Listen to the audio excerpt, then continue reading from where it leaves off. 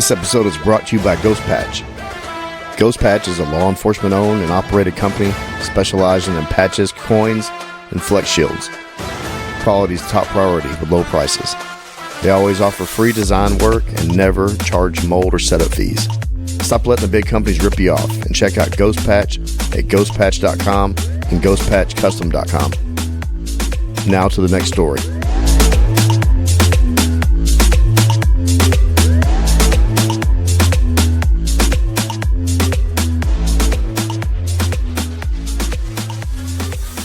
So what she did is she created a trauma treatment that focuses on the belief that we tell ourselves about ourselves and about others and about the world.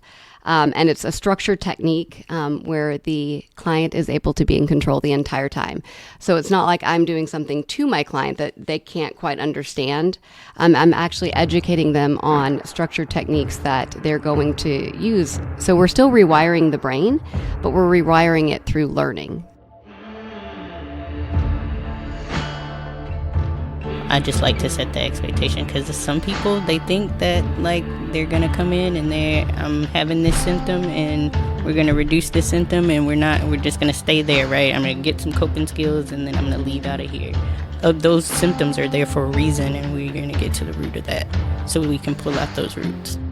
Working in emergency communications got me into the first responder life in general, and realizing what that world and the toll that it kind of takes on you physically, mentally, and emotionally. Coming from a psychologist, of course, having those skills already molded into myself, realizing that there were a lot of people out there that did not have these skills. It's gotten better, but we're not there yet. We are not there yet until we stop being punitive about people getting help in all levels, and it doesn't matter where you work, but especially in the first responder space. And normalize that, allow that to be okay, just like any other health problem, because it is a health problem. You're listening to the ATO Bridging the Divide podcast, brought to you by the Assist the Officer Foundation. Since 1999, the ATO has given assistance to the first responder community. And now we want to give them a platform to hear their incredible stories. We also want to hear the stories of the many people that support us. Our community is small, but it is strong. We have differences. We don't always agree, and we all make mistakes. But together we can grow, we can heal. And we can learn from those mistakes. And together we can bridge the divide.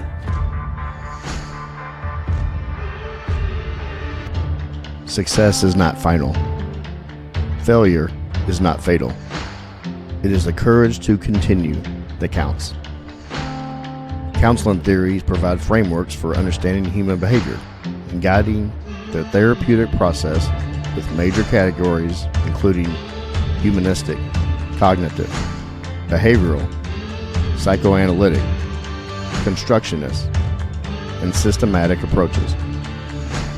They help counselors develop effective interventions and tailor their approaches to individual client needs. Anyone that listens to this show knows full well at the show's origins and its mission in addressing mental health in the first responder community. Today we are sitting down with a roundtable with some of the people that help heal our warriors on this department and in the Metroplex. We are proud to talk with some of our amazing ATO counselors. All right, this podcast never shies away from the opportunity to provide education to our listeners and our first responders and their families that listen. And you also know that we have a network of culturally competent counselors within the ATO. And today we were very honored to sit down with Amanda Noyes. Say hello. Hello. We're also sitting with Cydney Frizzel. Thank you for being here. Good morning. The great Tempa Sherrill is here. Hi, good morning. It's great to be here. And also one of my coworkers that I annoy every day when I come into work is Sasha Kim. Sasha, thanks for being here. I'm happy to be here, Joe. Mm-hmm. Yeah, you can hear that in her voice. So I wanted to get all these great minds together. I do want to give a mention and shout out to Courtney Runnels. She was supposed to be here. She cannot be here. There was an emergency at her department she had to deal with, but she is going to be missed, and she really wanted to come on, but I told her, I said, well, I happen to know the host, and I'm pretty sure that they'll have you on another time, so we'll make it happen. I want to get into basically just y'all as counselors and what you provide and how you service the ATO, how you service the first responder community and their families. And I just kind of want to showcase what we offer. We've had on a lot of the other counselors that we had on as well. And I just want to take this opportunity to kind of have a round table, the meeting of the minds, when the different modalities you use. Y'all good with that? Yeah. That's good. Amanda, kind of tell us about yourself. You've actually been on the mic before. I think you were on for the message from the host with the Dallas DA's Wellness Unit. So just kind of like tell the listener a little bit about yourself, your practice, and where you're located. Okay. Well, first of all, I'm really honored to be here, especially with the fellow ATO therapists. I think I actually am the only non-first responder at this table, so I want to say thank you to everybody who is here. I'm very humbled to be sitting with these incredible women, and Joe, and Kent. So my name's Amanda Noyes. I'm a licensed clinical social worker supervisor, and my practice is Finding Freedom Therapy. I am a civilian, but I've had the very cool and rare opportunity as a clinician to work in a lot of kind of hands-on experiences as a clinical social worker. So I've been able to do victim services, and I went out with the police officers and helped with the families if there was a death or someone was in crisis, so the police officers could do their jobs. I did quite a few death notifications. I've worked in multiple level 1 trauma centers in the ICUs and the emergency departments. I was there when all of the work was being done, so all the graphic details I was normally present for, and then I was with the families and was the one to provide the updates and oftentimes the worst case scenario news, and worked the mommy and baby ward and any fetal demise, perinatal loss. We actually were there and supported the nursing staff by taking care of the babies and helping the families get to say goodbye. I've gotten to work multiple hurricanes with the National Guard, and actually kind of gone out during any of the major things that are happening and supported everybody who was hit by those natural disasters. So it's been a long slew of different things where I've actually gotten to be present. So while I'm not a first responder, I do have a little bit of an understanding as a civilian. I also have had a lot of, actually I've been doing this for over 20 years now, which makes me feel wonderfully old. Think how I feel. You still look young, Joe. Yeah. He's like, yeah. So I put on moisturizer today. I'm proud of you. That's actually needed for everybody. So what kind of led me to trauma was I did work inpatient with active duty military, and it was one of the most amazing experiences. My family actually had gone through a really horrific loss when my brother-in-law was killed in Iraq, and that was devastating for our family. And so I got to watch how complicated a loss like that can be. And so I was very passionate about working with military. Multiple people in my family were military. And so I got to do active duty trauma. And we actually did such a good job that we were sending people back into active duty combat zones. And so it was my work there that led me to realize we don't have enough treatment modalities out in the public for people who don't necessarily need inpatient, but want to continue to do the jobs that they love. So with that, I went and started Finding Freedom Therapy, and it is a specialized trauma treatment therapy practice, small but mighty. There's 4 clinicians, and we do evidence-based modalities because I realized when we are actually trained in the modalities that work, we can show very prominent results, and our clients are very successful in reducing those symptoms. So that's a little bit about my background. I've got an amazing clinician, Christina Cerna, who's a Navy veteran. I've got Mark Chapman, who actually worked with the Department of Defense in Germany. And we now see kids. I'm actually very excited about that. I don't like it when I wanted to wait for the right therapist. So I found someone who was a nanny for 20 years, worked with neurodivergence, all of the kind of harder cases, oppositional defiance disorder. And she is now seeing our kids. That's Jess Harris. So that's a little bit about our practice. And where are you located? We are located in North Dallas. Okay. A lot of our listeners are police officers and probably don't know what treatment modalities actually means. Could you explain that just a touch? Absolutely. So a lot of therapists, in fact, pretty much every therapist you go to is going to say, hey, we treat trauma, because they have their graduate degree and then 3,000 hours experience in doing therapy. But for someone to actually be a trauma therapist, they need to go and get trained in specific modalities. A modality is a type of treatment that's been tested and proven through multiple studies to be effective. So most of the gold standard models are have about an 80% efficacy. So they have proven that they actually do work and people will reduce symptoms by using specific treatment modalities. So it's not that we just go into trauma treatment and sit on the couch and talk about our feelings and are just hanging out. We actually do some pretty heavy work that helps us get healthy. And there's some amazing neurobiology is catching up. So there's multiple different options. And many of them you don't actually even have to process the trauma itself. Some of them you process about your thoughts and feelings surrounding the trauma. Some of them you don't even have to talk about the trauma at all. So there's lots of options, but I highly recommend that if you're going to do trauma therapy, you see someone who is certified or professionally trained in one of the gold standard trauma modalities, or one of the ones that are being studied. There's a lot of them that are up and coming. They're not technically gold standard yet, but I have no doubt that they will be. We're just getting more and more data. So yeah, lots of options. Thank you. Awesome. Tempa, you're up. Thank you. Well said, Amanda. Thank you. Explaining the modalities, because that's important, and a lot of people don't really have that knowledge. It's good to know that. So I'm Tempa Sherrill. My practice is called the Brave Fight. Our brick and mortar is in downtown Fort Worth, and we also have an office in Cleburne. We are working on building up services out in the more rural areas in that direction. We're around Cleburne. So we're excited about that. And then, of course, we serve virtually statewide across Texas as well. My background is a long one, because I'm probably the oldest clinician at this table.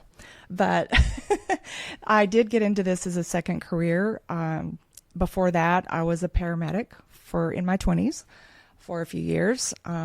Former paramedic, I realized that I would not be able to actually pay my bills if I stayed in the field. But it was a wonderful experience in my life, and I do miss it, actually. I went on to get into the teaching field for 18 years, and I married in 1992. I married my husband, who is a Marine, and he was about to get out of the Marine Corps.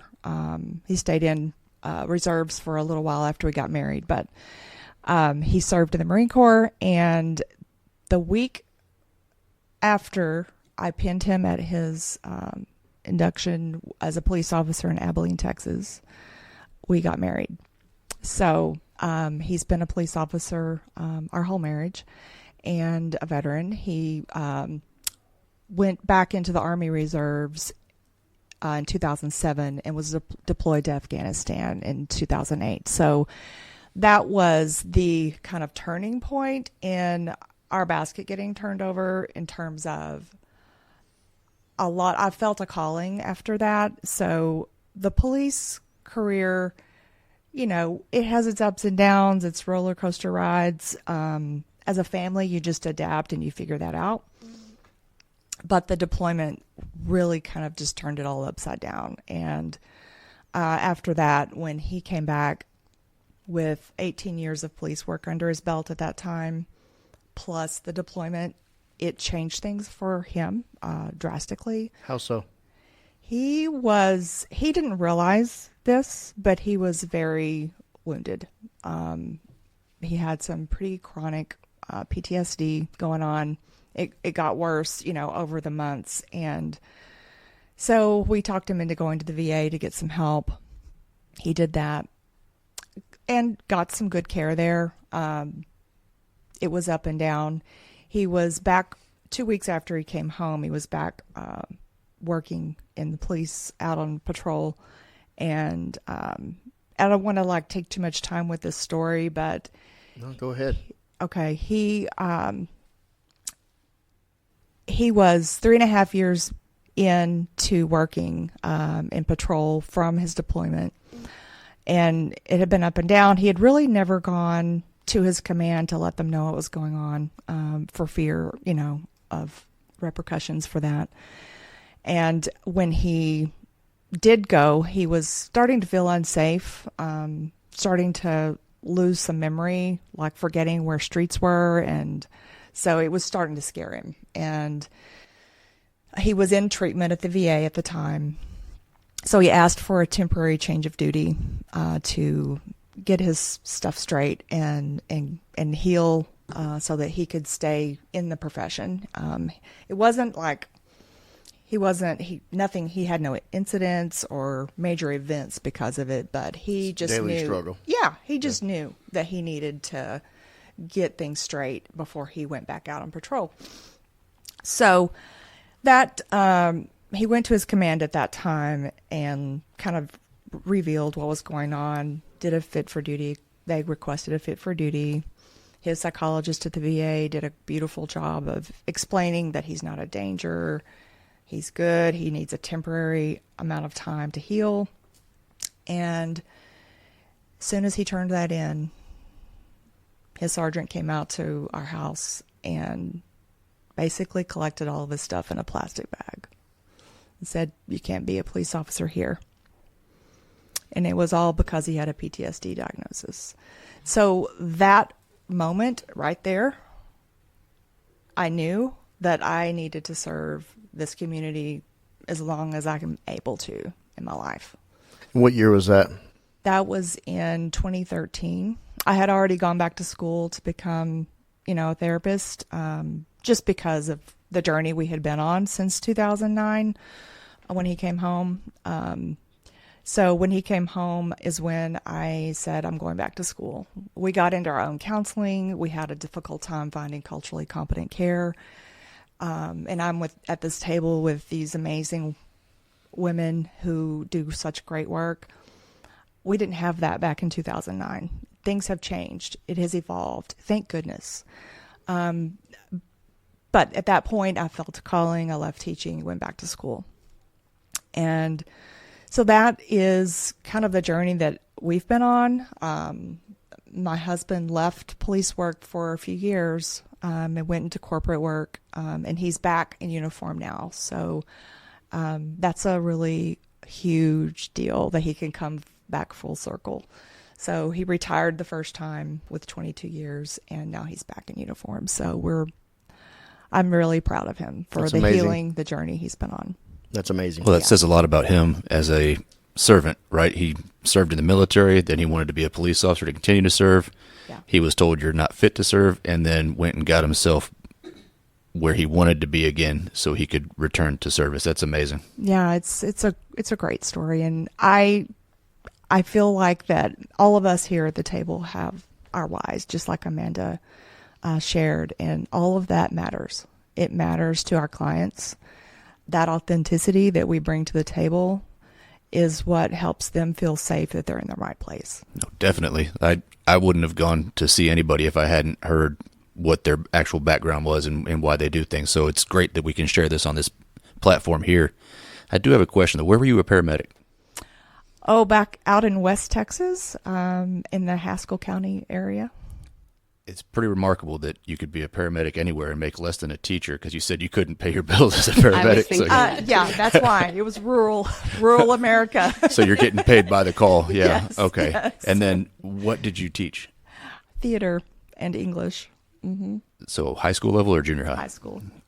Well, Yeah. bless you for that, because I'm married to a teacher who's been through the high school and junior high, and I wouldn't wish that on anybody at this point. It's really bad now. A little bit different then, but the kids now after COVID and missing 2 or 3 years of basically how to be a human. Yes. They lost a lot on that. So it's a major haul to try to teach anybody anything these days. My heart goes out to all of them. Yes, for sure. I'm grateful where I'm at right now. It is a brave fight story. Thank you for sharing that. Thank you. Speaking of brave fight, I do want to take an opportunity to talk about somebody that is involved with Brave Fight and also involved with the DPD Wellness Unit. Miss Kim, it's you. Oh, you're talking about me. Yeah. Unfortunately. So I am actually new to the game, so I'm really honored to sit at the table with these ladies who have done tremendous work and paved the way for me, right? I've been on the department for 10 years, Dallas Police Department. I am currently in the wellness unit. I unfortunately get to work with Joe every day. I need my own trauma treatment from that. But I hear you laughing every day. You're welcome. It is true. It is true. But I got into police work knowing that this was just a detour. My goal was always to go to counseling. Didn't know why the detour was police work until my second week on training, off of Little T. So after we go through training, we have a period of time where we have to ride with the seasoned officer. And so I was on Little T, and July 7th happened. And just seeing the aftermath of that, the lack of coping skills that were available for my people, I realized, okay, this makes sense now, right? This is why this detour had to happen. And so I finally went back to school because I love the job. I love police work. I worked Southeast God's Country, and I had a lot of fun out in patrol. But I finally went back to school, got my license, met Tempa at a meeting when I joined the wellness unit that I had to go to, heard about the mission that she was doing in her practice, and I wanted to be a part of it. She was like, "Do you want to interview?" And I'm like, "Yeah." I would love to do that. And so now Tempa is my supervisor.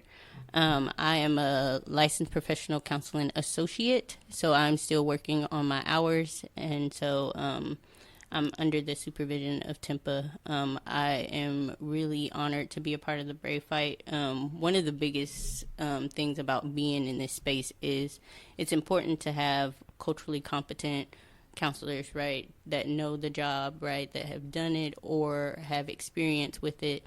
But also within that culturally competency, there has to be cultural competence, right? And so whenever I was looking for a therapist, not only did I want somebody that understood the job, but I also wanted somebody that understood my walk as a Black woman, right? And there's not a whole lot of Black women, Black people in general in this space of culturally competent first responder counselors.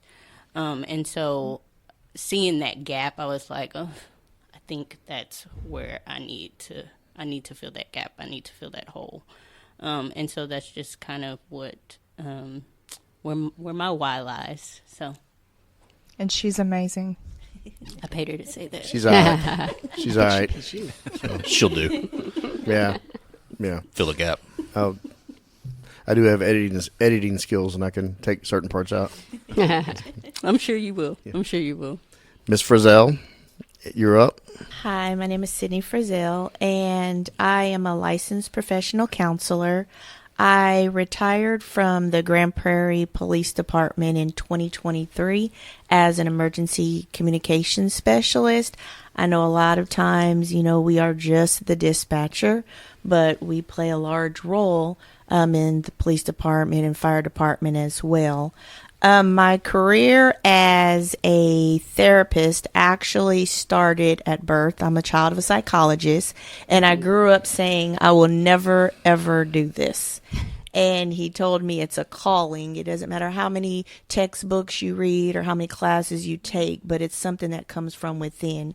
And I went through things in life. I always tell my clients, I don't sit on this side because my life's been perfect. And so going through things in life, I relocated from California to Memphis and then ended up in Texas. And when I got here, I was just looking for a job. I ended up at the police department, which turned out to truly be a blessing. And while there, decided to continue to go back to school to work on my master's degree in community counseling. Working in emergency communications got me into the first responder life in general, and realizing what that world and the toll that it kind of takes on you physically, mentally, and emotionally. Coming from a psychologist, of course, having those skills already molded into myself, realizing that there were a lot of people out there that did not have these skills. So I originally got my master's degree in 2012. We went to 12 hours, which caused me to not be able to complete all my hours at that time for my license because I was a single mom of 3, and basically life happens. I ended up joining peer support with Grand Prairie. We had an officer that committed suicide. We had line of duty deaths occur. And so really began working with Courtney Runnels when she came to Grand Prairie, and she kind of pretty much took me under her wing. And once she realized, hey, you kind of have kind of been in this field and kind of digging around here. And so she really encouraged me to go back because at that time period, my license expired. And so I had to go and retest. I have my LPC which is the intern back then. It's changed to LPCA now. And it'd been 10 years since I've been in school, and I'm like, no, I don't think I want to do this. But she really encouraged me and pushed me to do so. So after 10 years, I went back and I retested, and I realized this is where I am supposed to be, helping those that I walk side by side with, and it being a blessing to be able to do so. So I started working hard on peer support. I've trained, CISM trained with crisis intervention. And so going out to respond in different areas with Courtney and with the readiness group, just kind of going out doing things with them, really built that up as well. Then I have worked basically doing internships with different agencies, different organizations, and realized that there are a lack of culturally competent African-American therapists down in Ellis County, and decided to go ahead and open a private practice down there. And since I have been there, first responders have been coming from everywhere, and realizing that the need it's very much needed everywhere, but specifically down there in that area, and it is very hard to locate anyone. So I started serving and working with our population in that area, retired, and just kind of been doing it ever since. Also, my husband retired from Grand Prairie Police Department as well. He was there for 30 years as a major crimes detective. And so also just, talking with him and realizing the lack of services back when we started. And, you come from that mentality of suck it up, get over it, or go find a new job. Or drink. Go drink. Or go drink. Yeah. Yes, or go drink. And as a matter of fact, I remember when we first started, they'd have what we called choir practice afterwards, and you'd go and... We called our safety meetings. Okay, there you go. Yeah. There you go. So that's what really got me into it, and kind of going from there. And since then, while I was doing my internship, I worked down at the Ellis County Children's Advocacy Center and really started working trauma with children down in that area. So my office is located in Waxahachie, and that's pretty much where I am and how I kind of got here. Yeah, and you're fairly new to the Sissy Officer Foundation as one of our counselors, and in Courtney, you come very highly recommended by Courtney, and we also heard of you too, and said, okay, and you're a jack of all trades, but you also have a very sharp tool in your tool belt we're going to get to later, dealing with children, and that is also a very unique skill set that not a lot of people have. Yes. You mentioned the readiness group. Is that what Grand Prairie calls their their wellness unit, or what is the readiness group? The Readiness Group is a different organization that actually goes out and uses a lot of psychoeducation for first responders. Yeah, they're quite impressive. Cydney got me involved, and Sasha has already been involved with them. We're going to be looking at some things moving forward for the department. Yes. I like the name of Readiness. It's got some meaning there. It does. Yeah. So I want to get into some of the different modalities, and this can be everybody chime in, and because there's, as Amanda touched on, there are so many different modalities, and there's not a one size fit all. Because what may work on me is not going to work on Ken or Cydney or Amanda or Sasha or Tempa. So we just kind of want to touch on some of these to educate the listener on what is actually out there, what modalities that are being used for us. So I want to get into CPT. Because somebody want to jump in on that? It's going to be Amanda. Sasha's point. So kind of what we were saying, when it comes to therapy, especially if the listeners aren't familiar with it, I do highly recommend finding a therapist who is trained in a trauma modality. And as we said, that's a trauma treatment that's been tested and proven to help a vast majority of people. But I'll also say that 70% of how effective therapy is how much you connect with the person sitting across from you. So if you walk in and you see your therapist and it reminds you of your second grade coach that you hated, it's not going to go well. So 70% is how well you can connect. That's what Tempa was talking about with the cultural connection and cultural competence. I think we need to remember that making sure that we find a therapist that we connect to is vital when it comes to trauma therapy. So we talk a lot about the modalities, and I think it was Tempa that said this at one point. It's kind of like you find the therapist who really loves a modality, they're going to do the best work for that modality, but it doesn't mean that the modality is exactly necessarily perfect for you or not. So most of the modalities that are considered gold standard, and for trauma right now, that is prolonged exposure, cognitive processing therapy, and EMDR. And those are the three gold standards most widely accepted, depending on what you're looking at, because different organizations actually rank them. Prolonged exposure is the one that's kind of been around the longest, but a lot of people don't love it because you do have to process the trauma itself, although they have rotated that a little bit. And I'm going to talk about written exposure therapy a little bit later. But cognitive processing therapy is my baby, and I've been doing it for, almost 15 years now. So cognitive processing therapy is an evidence-based modality that was developed specifically for PTSD. So they found out in the 70s that when rape victims would go to the emergency department, they weren't getting any support. There was actually quite a bit of victim shaming and victim blaming. What did you do wrong? How did you get there? Not why the reactions were so strong. And Patricia Resick had looked at that, and she was working in the emergency departments and realized as a psych student, she had no idea how to help them. And she's a research person, so she went back and researched everything she could possibly find. And over time realized there really wasn't much going on. And the information that was out there thought everything was based in fear. And at that time, we didn't even have the diagnosis called PTSD. I forget which one it was, but I'm sure it was shell shock or some other name at that time. And so she started to develop a modality, a trauma treatment that specifically helped people and their symptoms, and realized it wasn't actually still about the active fear. A lot of the people were operating, a lot of the researchers and the psychologists at the time were operating that we were still scared even after the event. And she didn't actually see that. She saw that we had what she called stuck points. And so over the years, Patricia Resick, Candace Monson, and Kathleen Chard, who worked with the VA and at multiple different educational institutions where they do the research, kept kind of honing and growing this model. So this model has been built up specifically using veterans and using people who have had immediate trauma. They were being seen directly after. So I think a lot of the things that first responders see on a daily basis and the people you help, these are the people they were helping, as well as veterans returning from deployment.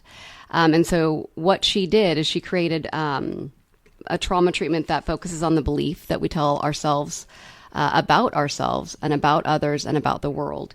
And it's a structured technique where the client is able to be in control the entire time. So it's not like I'm doing something to my client that they can't quite understand. I'm actually educating them on structured techniques that they're going to use. So we're still rewiring the brain, but we're rewiring it through learning. And we're going to get into neurobiology and how that's changed and honestly sped up. But I do like the old school approach where we're rewiring it and understanding how we think about the trauma and how we think about the world. And if we can figure that out, we can actually, even if we get traumatized again, we are less likely to experience PTSD again. So that's kind of one of the reasons I love CPT is, number one, I can attack multiple traumas at once. Kind of based off of these themes and different areas of what our thoughts surrounding the traumas are. So not only the trauma itself, but how we've been reacting since we went through that trauma and how we're looking at the world, which is often where we get stuck. So when I have officers come in, or fire or dispatch, communication, the multiple first responders that we forget, which is a wide range, when any of these people come in, it's not normally one trauma. It's what I call a basket full of trauma. So that's cumulative. why I like this model. Yeah, it's cumulative. So that's what CPT does. We are able to do very structured techniques. The client is in control the entire time, and we can actually hit on multiple traumas at once. And we're not actually talking in depth about the trauma itself. We're talking about how it impacted us. So I've actually done an entire trauma on gummy bears because I've worked with some pretty high level people. So Haribo? Yeah, no, just it was a code. So they didn't feel comfortable telling me what actually happened. That's a whole other story. I got to stop bringing that up in here. I forget. No, you're a safe space. Nobody listens to this anyway. But yeah, so you don't actually have to talk about the trauma. It's the thoughts and feelings surrounding it and how it impacts you. So it's very profound. Do you see a lot of that with moral injury? So that some of the... Yes. Okay. Yeah, so we treat, and that's also one of the things, because moral injury has to do a lot about like who we are as our moral compass. And sometimes that's spiritual based, sometimes it's not. But cognitive processing therapy is very, very profound at being able to address moral injury, because it's similar to PTSD, but it is not the same. Does anybody want to jump in on that? Amen, Amanda. She's like the CPT expert in I'm not sure I'd say that, but thank you. my world. So, well spoken. Yes. Well, that's a good reputation to have in the circles. So I would imagine that you're talking about moral injury and using CPT to combat it is something so awful happens. We're so aghast at our core of what we've seen, and we have a hard time wrestling with that another human is able to do that. Yeah. So that's kind of where the second half of CPT comes in. So the first half of cognitive processing therapy, we focus on the trauma itself. The second half, we focus on how we are based in the world in regards to safety, power control, intimacy, trust, and esteem. So once we've been traumatized, we're not always just dealing with the trauma itself. We're dealing with how we look at the world. And that's where moral injury comes in, because it's kind of like a heartbreak and a devastation with the world's not what we thought, or we're not who we thought, or our command is not who we thought. And so we're able to address those beliefs about ourselves, others, and the world. Do you see a lot of veterans that they wrestle with that because they go off to other countries and obviously it works much different, and the way people look at life itself is different? Yes. And we look at that when you're assessing for PTSD. Have you seen kind of the devastation of what poverty can look like, and how that impacts things? But my veterans see it everywhere they go, but I actually have quite a few first responders who see it. Do you feel like she just went down a checklist of everything that you've dealt with? Oh, yeah. Like I'm listening to what she's saying. I'm like, yep. Yep. Oh, yeah. And It's a long list. If I could chime in Sure. on that, to normalize this for all humans. You don't have to be a first responder or a veteran to experience these things, because any kind of traumatic adverse experience changes our view of the world and the people around us. It changes how safe or unsafe we feel. So just to normalize that, because anyone listening to this could have the same symptoms, these same reactions, and it's I love that you brought that up, Amanda, because it's so common across all humanity, right? Mm-hmm. I think it's kind of magnified, though, with the first responders, because you usually get into any sort of first responder work wanting to help people. Yes. And then you find that it's very difficult to help people just because you're not always dealing with the people that want help. Yes. Mm-hmm. And so that compounds even more. Now you're dealing with poverty, Yes. right? The effects of poverty. I mentioned it over and over again. When we worked at Southeast, it's a poverty-stricken division. But then when you finally get out of Southeast, you realize there's other people in the world. And so I had some very serious jaded views of society in general, just because that's what I dealt with every day. Yeah.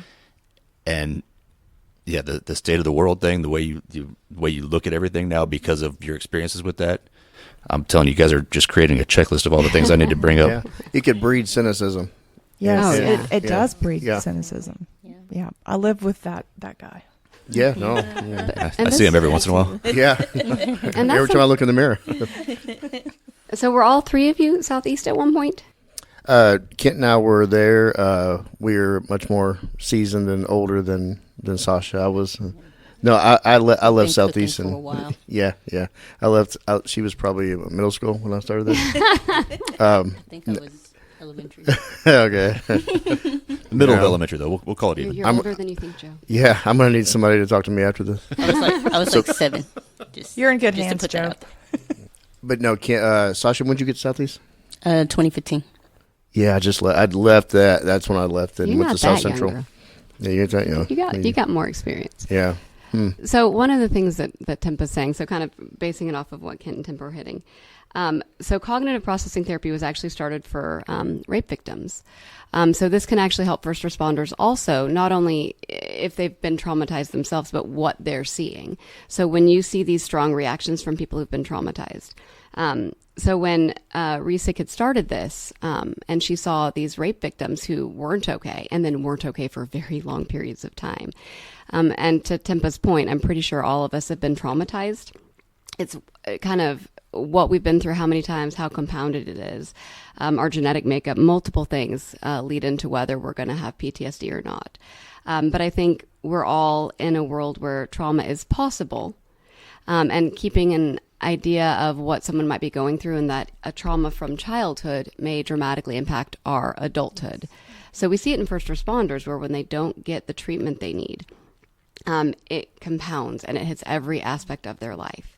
But some of the people that first responders deal with, and I'd venture to say a vast majority of the people that first responders are dealing with are traumatized.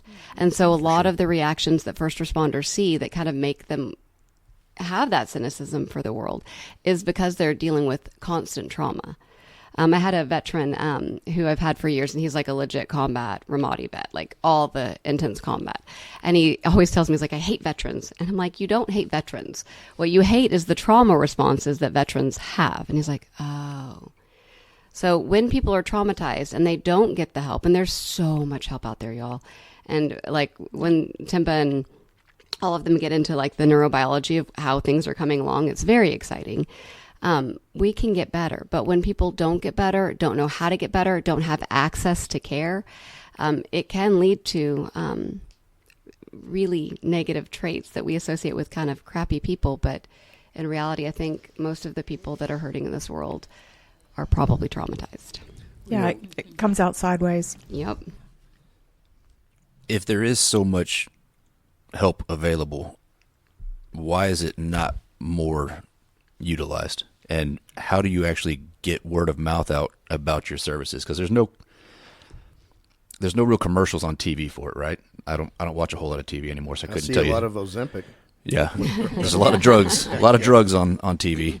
But even like some of the podcasts I listen to, actually talking, BetterHelp or Talkspace, or there's a couple of things that are going around right now that I'm hearing more about. But how do you guys actually try to get your services out to the general public?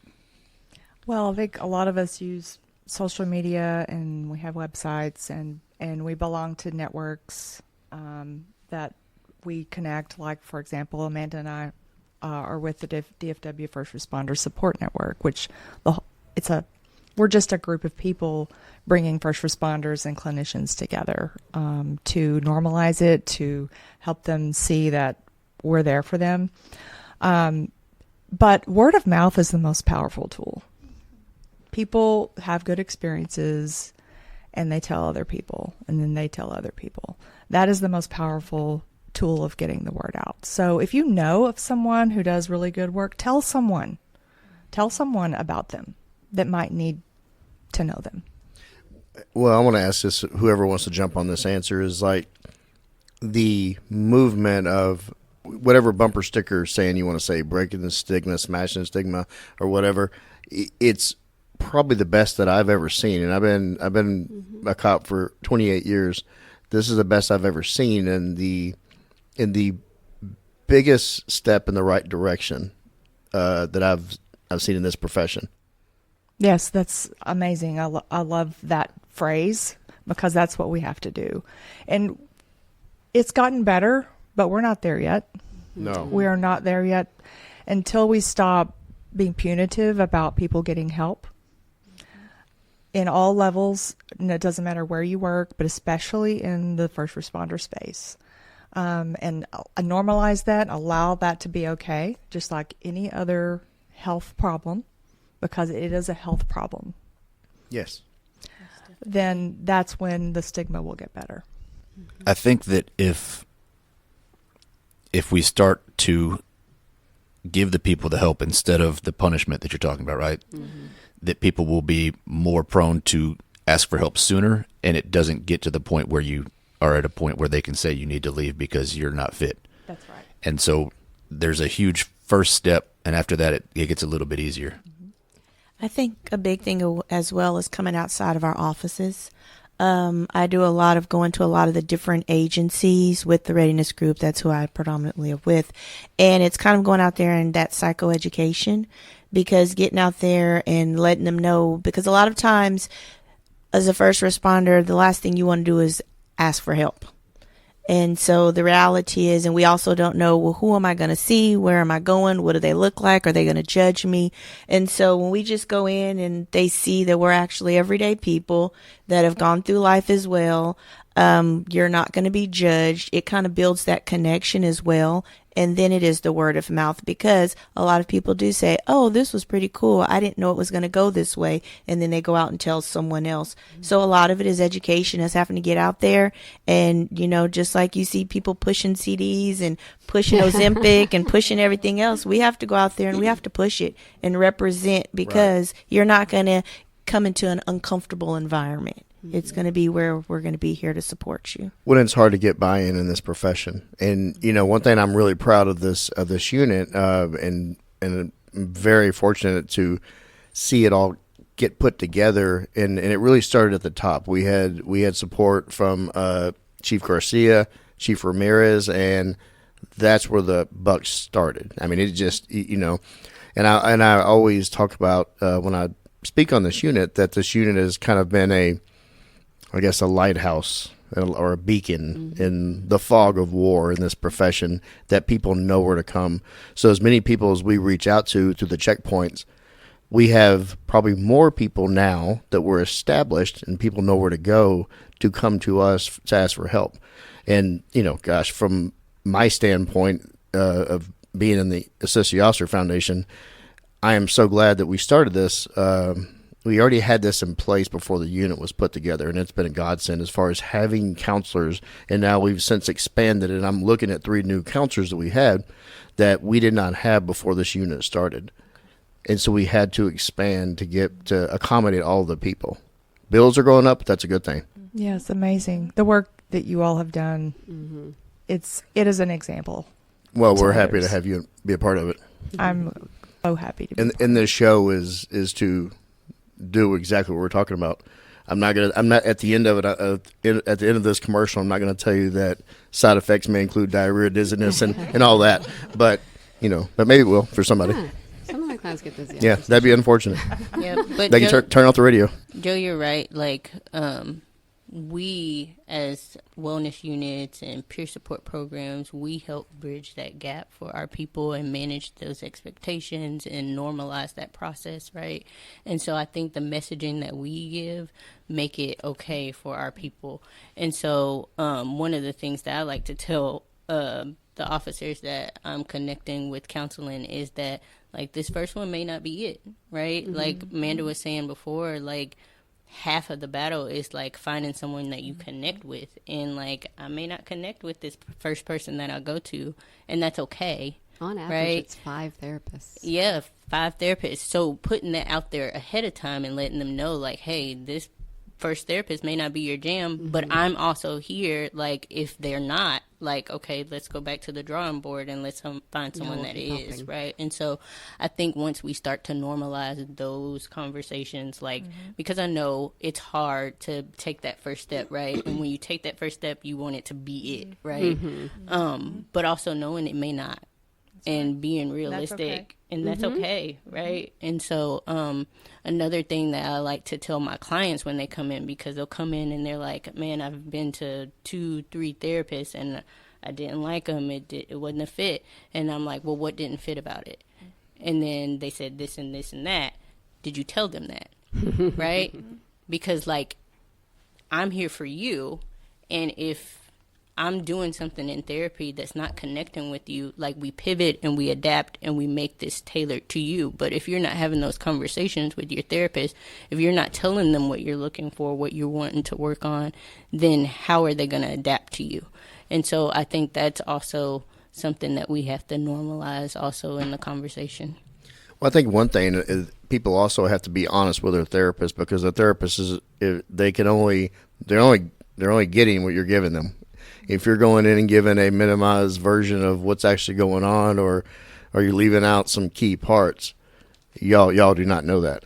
And that is so true, because I know I tell my clients all the time, if you give me BS, believe me, we're going to make the best out of this BS. Mm-hmm. But that's the reality. But that comes a lot with building rapport as well. Right. And I always tell them, you're not going to give everything probably this first day, but building that rapport is huge, that they will give it all to you. Perfect. I want to get into CBT. Who wants to get on that? Cognitive behavioral therapy?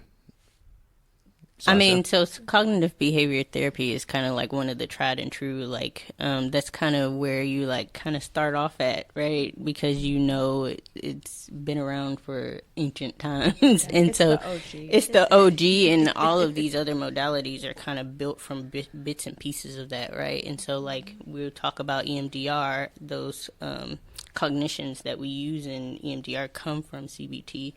There's also trauma-focused CBT. I'm not trained in that, so I can't really speak on that. I'm certified in trauma-focused CBT, and it's predominantly used with children between the ages of 3 to 18. It is the gold standard for children, isn't it? Yeah, mm-hmm. It's the gold standard for children.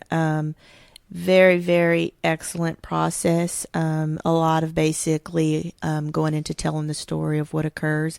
And the majority of my kiddos, but we'll talk about, I use TFCBT with them. And CBT it's kind of like the grandfather of everything. It kind of falls underneath. But it's basically retraining the mind and a lot of that thought process and a lot of different tools used to correct those negative cognitions that come within. And with the children, the trauma focus part of it really came to with me working at the Advocacy Center and those children going through the trauma there.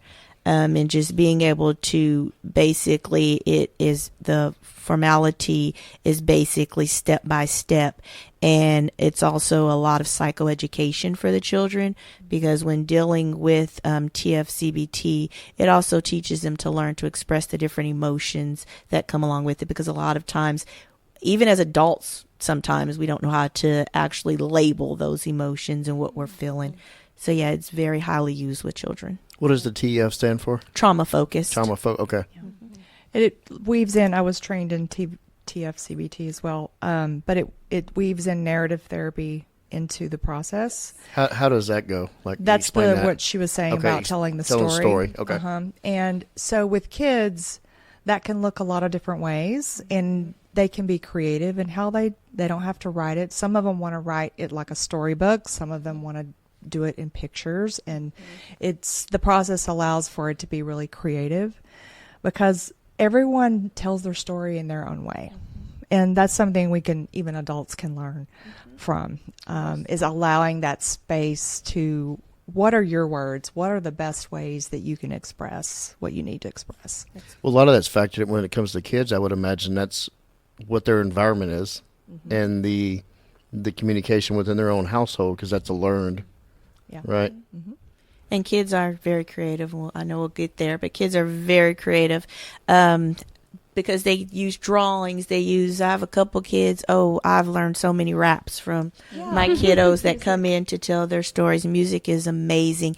And we will listen to songs in therapy. We will do all that because they can actually tell their life story with the lyrics from different songs, pieces together, pictures, sand, everything. Yeah, I always make my my adolescents create a playlist of their emotions for the week, right? So what's on the playlist this week? And we sit there and we listen to it, and I'm like, whoo, that was deep. Okay, let's talk about that. Yeah, you're like, why do you have the sound of silence but disturbed on there? That's so good, though. That's such a we good one. need to get into that. So to kind of break it down a little bit, so cognitive behavioral therapy is a top-down model. The theory is if you change your thoughts, cognitions, because we like to make everything complicated. So cognitions is thoughts. By changing your thoughts, you can change your behaviors. So the trauma-informed part, effectively, this is way too simple, but to try to make it simple, trauma is a very guilt and shame-based experience, even if you've done nothing wrong. So kind of like Brene Brown says, if you all know who Brene Brown is, she's like amazing in our world. So she's actually she's a licensed master social worker. She does the research. She doesn't do the clinical, but she studies shame, and she talks about how to address shame. You have to shine a light on it. So what they're describing is ways to shine a light on what's happening. So when you throw in narrative therapy and you can tell your story and you actually can see it in daylight and realize, oh, it wasn't my fault. You're able to change your thoughts. It will change your behaviors. Okay. Does that make sense? Oh, yeah. Great way to explain that. Yeah. That's why we're all here. That's why we're all sitting around in one room, and this is exactly what I imagine. I want to get in EMDR. We have talked a lot about EMDR since the show's inception, going back to you're going to laugh at me, Kent, to episode 12 with Tanya Glenn. She was kind of like doing it in the mid 90s, when the Oklahoma City bombing happened. So, and I think it was looked at kind of like a quack work back then. Yeah. And now it's kind of like it's a heavy hitter. It is, for sure. You want to jump into that, Tempa? Yeah, sure. So I am an EMDR consultant, so I'm pretty passionate about this work. It's what is the best fit for me as a therapist. I do other types of approaches, but once I became EMDR trained, it just clicked with me, and the efficacy of it is amazing. And it can be done in a way that's still pure to the model, but also flexible with the client, which is something that I really like about it. It can be pretty client-centered. It allows for that space of not having to tell the whole story. They don't have to be re-traumatized, similar to what Amanda was saying about CPT. But it's complicated, and it's hard to explain unless you've experienced it. Just let me say that. And before I ever would use EMDR, I became a client of EMDR myself, because I was not going to do something that I hadn't experienced myself. So very powerful for me and many others, but it's a three-pronged approach. We address past, present, future.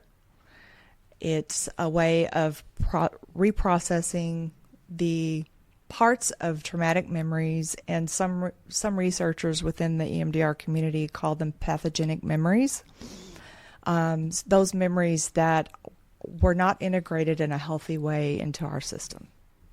So we have memory networks, and EMDR uses the adaptive information processing. It's the brain's natural way of healing itself. The EMDR uses that to heal the impact of trauma or anything adverse. You know, trauma is a buzzword, and it is a thing, but you can call it lots of different things, right? It's experiences that impact us over the years, and until we integrate it and heal that, then it's going to continue to give us negative symptoms in our lives over the years. So that's kind of a simplistic way to frame that. So, so the eye movement desensitization reprocessing, eye movement, the bilateral stimulation of the brain is very similar to what we naturally do in our REM sleep when our eyes move back and forth. During REM sleep is when we process information. So that's when we process everything in our memory networks. The things that get stuck and are not integrated in a healthy way are going to be those things that contribute to the stress response that could lead to PTSD. So we also store memories in multiple ways. We store them through all of our senses. And a lot of times they're stored in our body. And one thing I love about EMDR is it's a brain and body approach. So it addresses the processing of these implicit memories that are stored through other senses that are not just cognitive. There may be memories stored in our bodies that we don't consciously remember. But we have the sensory information, that's data, that we experience on a regular basis. And so EMDR helps to reprocess that without having to recall the memory, which is really powerful. And a lot of things could trigger that memory. Yes. By a smell or a sound. Exactly. And you may be experiencing a negative emotion symptom based on that trigger of smelling something or hearing something. A lot of first responders have sounds that they can't get out of their heads, right? So sounds, images, even smells. And so, and you may have blocked out the actual memory, the story of it, the narrative part of it, but you're feeling negative, like you may be feeling like you're going to cry and you don't know why. Or just get angry or frustrated. Or angry, yeah. Usually with our guys and girls, it's anger. Anger, irritability. Yeah. So that's kind of like a really simple, short way of explaining how the process works. And would you like to add anything to that? No, I think Sasha? you said it perfectly. Okay. So I wanted to speak to this because it's very much part of the neurobiology of how we are impacted by traumatic experiences. And this goes to like our profession. If we are going to address human struggle, then we must utilize and understand and be able to equip our clients, our people we're helping, with the tools to learn about their system. Mm-hmm. We have a nervous system that's controlled by our brains, and the sympathetic and parasympathetic nervous system. Sympathetic nervous system, that's our fight or flight response. Okay? So when we experience stress, prolonged stress, high levels of stress, that's how we are wired, is to respond a certain way. So when people are struggling, it's actually how we're wired. The way we respond is how we're wired. And there's a reason for that. But we can also utilize our parasympathetic part of our nervous system that's already built in to regulate that. Mm-hmm. And I know at the Brave Fight, Sasha and I do a lot of psychoeducation through the Brave Fight about our window of tolerance and the typical behaviors that are associated with being hypervigilant or hypovigilant. In order to be able to manage your high-stress jobs, we must learn how to stay in our window of tolerance and stay out of our hyper and hypo vigilance. And that's a framework that a trauma therapist, in my view, should be helping our clients learn. Especially because you get a lot of people, because the EMDR is like big now, right? And so they're seeking an EMDR therapist, wanting and expecting to come in for a session or two and be done with it, right? But they're coming in and they don't have those emotional regulation skills, those coping skills, or any of that, right? And so it's like we have to build that up first. Yes. Because I can reprocess this memory for you and reduce this negative cognition, but like then I'm sending you off into the world to re-experience traumatic things, right? And if you don't have those tools for yourself, then you'll be right back in my office. And though, like, I want to make money, right? And that would be great for me. But, like, I want you to be able to navigate the world on your own, right? Yeah. That's the goal. And so I think that is something, because I feel like with EMDR, and because, like, as therapists, we are busy, right? People are coming to us now, right? And so, like, it's so easy to get in the habit of, okay, let me just work this and reduce this for this client and then send them off because I have this big list of clients that are waiting in my queue to come through. But, like, I'm not doing giving that person a good service. I'm doing them a disservice by doing that. And so So learning to use your parasympathetic, the calming system. You have calm body, calm mind. And the parasympathetic system is related to rest and digest. How many people who are in high stress careers like first responders who have their guts are all messed up? Trauma response. It's a trauma response. Your gut is a trauma response. Yeah, exactly. So it is a disservice, Sasha, I agree, if we don't equip people to be aware of how their bodies and their systems work. And that's where the psychoeducation comes in. Yeah. Very much so. And I think that really stands out, as Tempa's mentioning, because it almost is eye-opening. It's like that aha experience, because it also validates how they're feeling, because a lot of times first responders don't even realize that this is going on with their body because of not having that educational piece. And so providing that educational piece actually makes it say, okay, I'm not just messed up per se or things of that nature. This actually is science, and this is actually, I can see this now.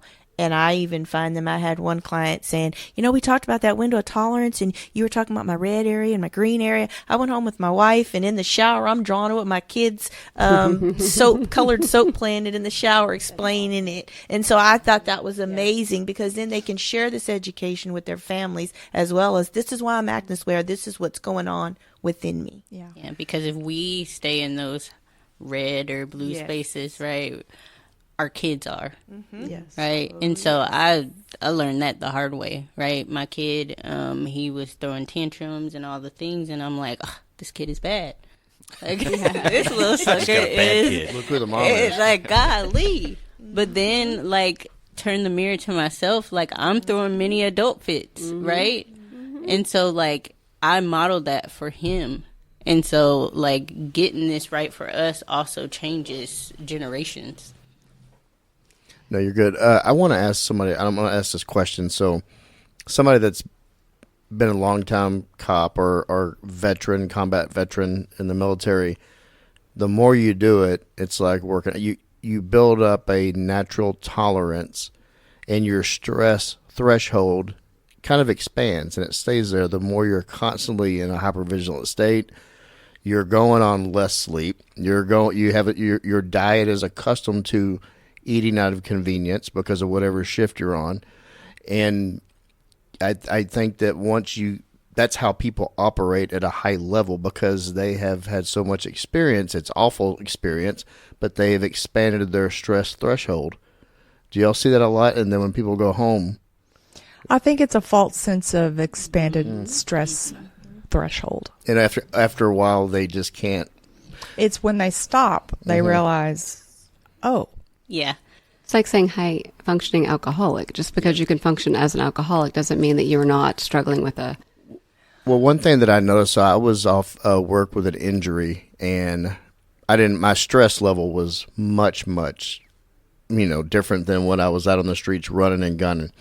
I get back and I'm kind of easing back into it. I mean, really, I'm not even doing what I was doing before, but I would go home at the end of the night and it's like I took a Ambien. I mean, I was like so exhausted because my mind was so mentally out of shape.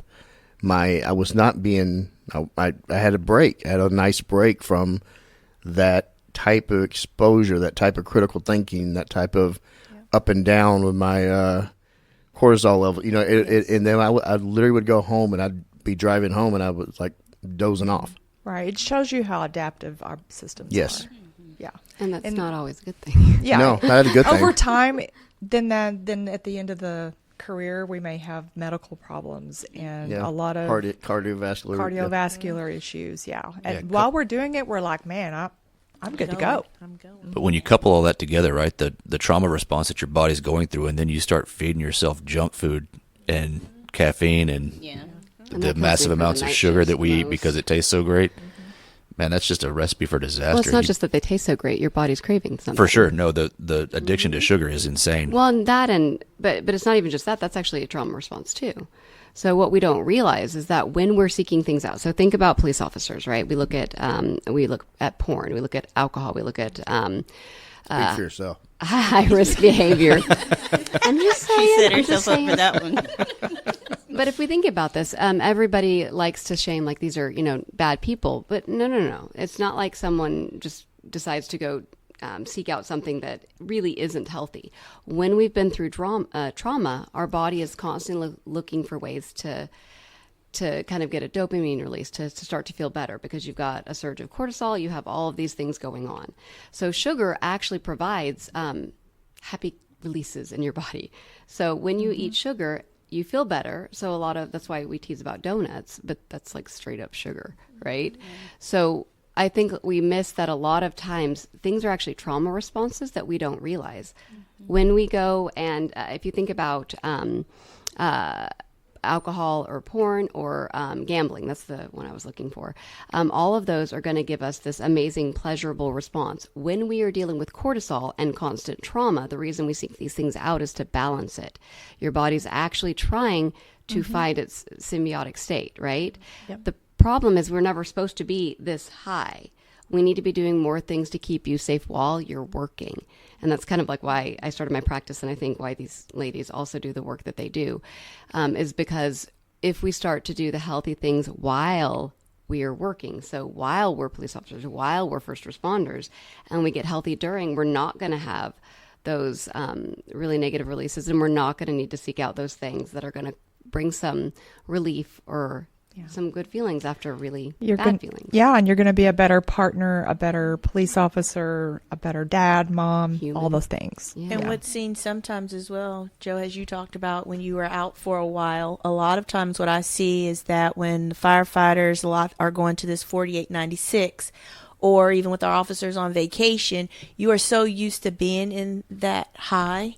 And so when you actually are on vacation or taking that time off, it's almost that period where your body is not getting that release. And so that's a lot of times where the addictions start kicking in as well, because you're used to living in the red. You're used to being up there. And when you're not getting that rush, your body wants that rush. So it's not even their trauma completely causes it, but just always used to living in that state. Your body is craving that. And so that's when we do start getting a lot of our porn addictions, are gambling, are doing these more risky behaviors, because it brings that excitement, and that's what you're used to in the field. Yep.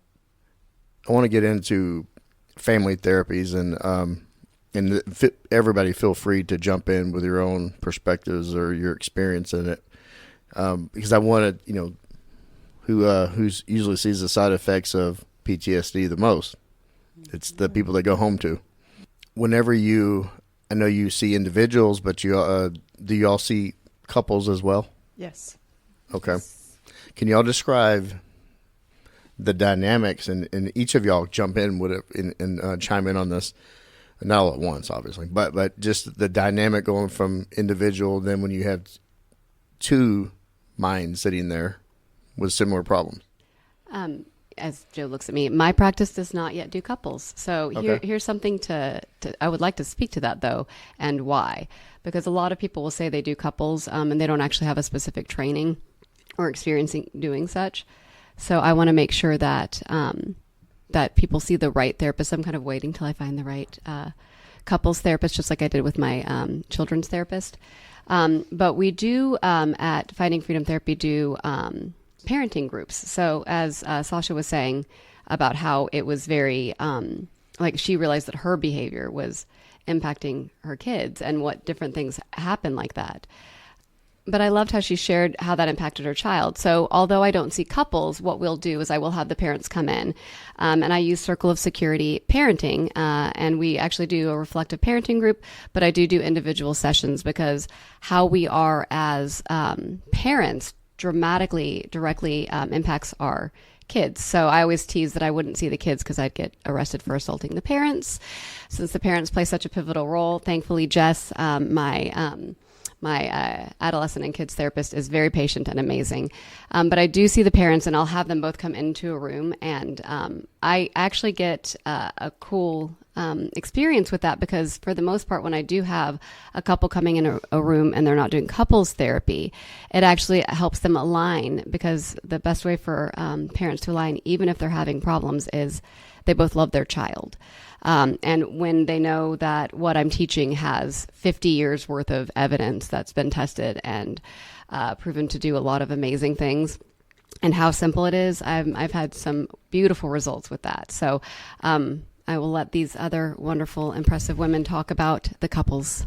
I am Gottman method level 1 and level 2 trained, and Gottman and his wife, John Gottman and his wife Julie, basically have been working with couples with evidence-based research, and they've worked with couples for over 50 years. And being trained with Gottman has given me that background working with couples, and then tying it into working with first responders has really molded it together.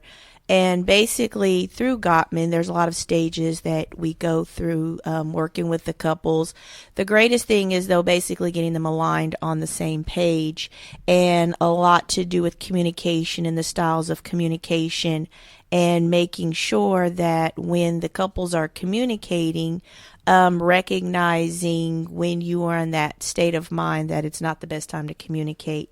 They have what's called the sound house relationship, and what that is just basically setting on the foundation of things such as building your love maps and making sure that you are on one accord within your household. There are also ways and styles that we work through where when we are learning listening skills as well as being the listener versus being the communicator. And a lot of times when we are communicating, when couples communicate, we talk about the 4 horsemen, which basically break down the aspects of criticizing one another when talking. You go into defensiveness when, you're trying to communicate and one party becomes defensive when the other party's communicating with them. There's also stonewalling, where you're basically just kind of blocking out everything that's being said by your partner. And then there's contempt, of basically holding the person in contempt. So I am Gottman trained, and so I work with couples. I really got into wanting to get the training with Gottman due to working with children. And as we have mentioned, behind every first responder, every child, there is a parent. Parents. And so I always tell the parents of my children that basically you're bringing your child to therapy. Can we talk about who you're seeing? Because a lot of our children are developing from the households that they are being raised in, and they play a large role. So that's what led me into Gottman training. At this time. And that can turn into generational trauma and this, but Yes. Just how we do pass down generational trauma. Yeah. So Gottman is the Gottman approach is one of the gold standards for couples therapy. EFT, emotionally focused therapy, is another one. I do want to say something about the 4 horsemen. It's like, to me, the most powerful part of the Gottman legacy. That is such a standout piece because you see it once you realize what it is, you see it in your own lives, in your, your own families. Again and again and again. Again and again. And I bet almost every couple that comes into my office is experiencing those things. And the stonewalling I see, and I hate to say this, but as a first responder couple myself, and in the ones that we see at the Brave Fight, the Four Horsemen and the stonewalling and the defensiveness it's like elevated. It seems to be more elevated in first responder couples. Because the natural response to shut down. Yeah. And so when you shut down, how do you function in a relationship? Yeah. And couples become disconnected, families become disconnected. And so and this is just my philosophy, but one reason is we become disconnected with ourselves first.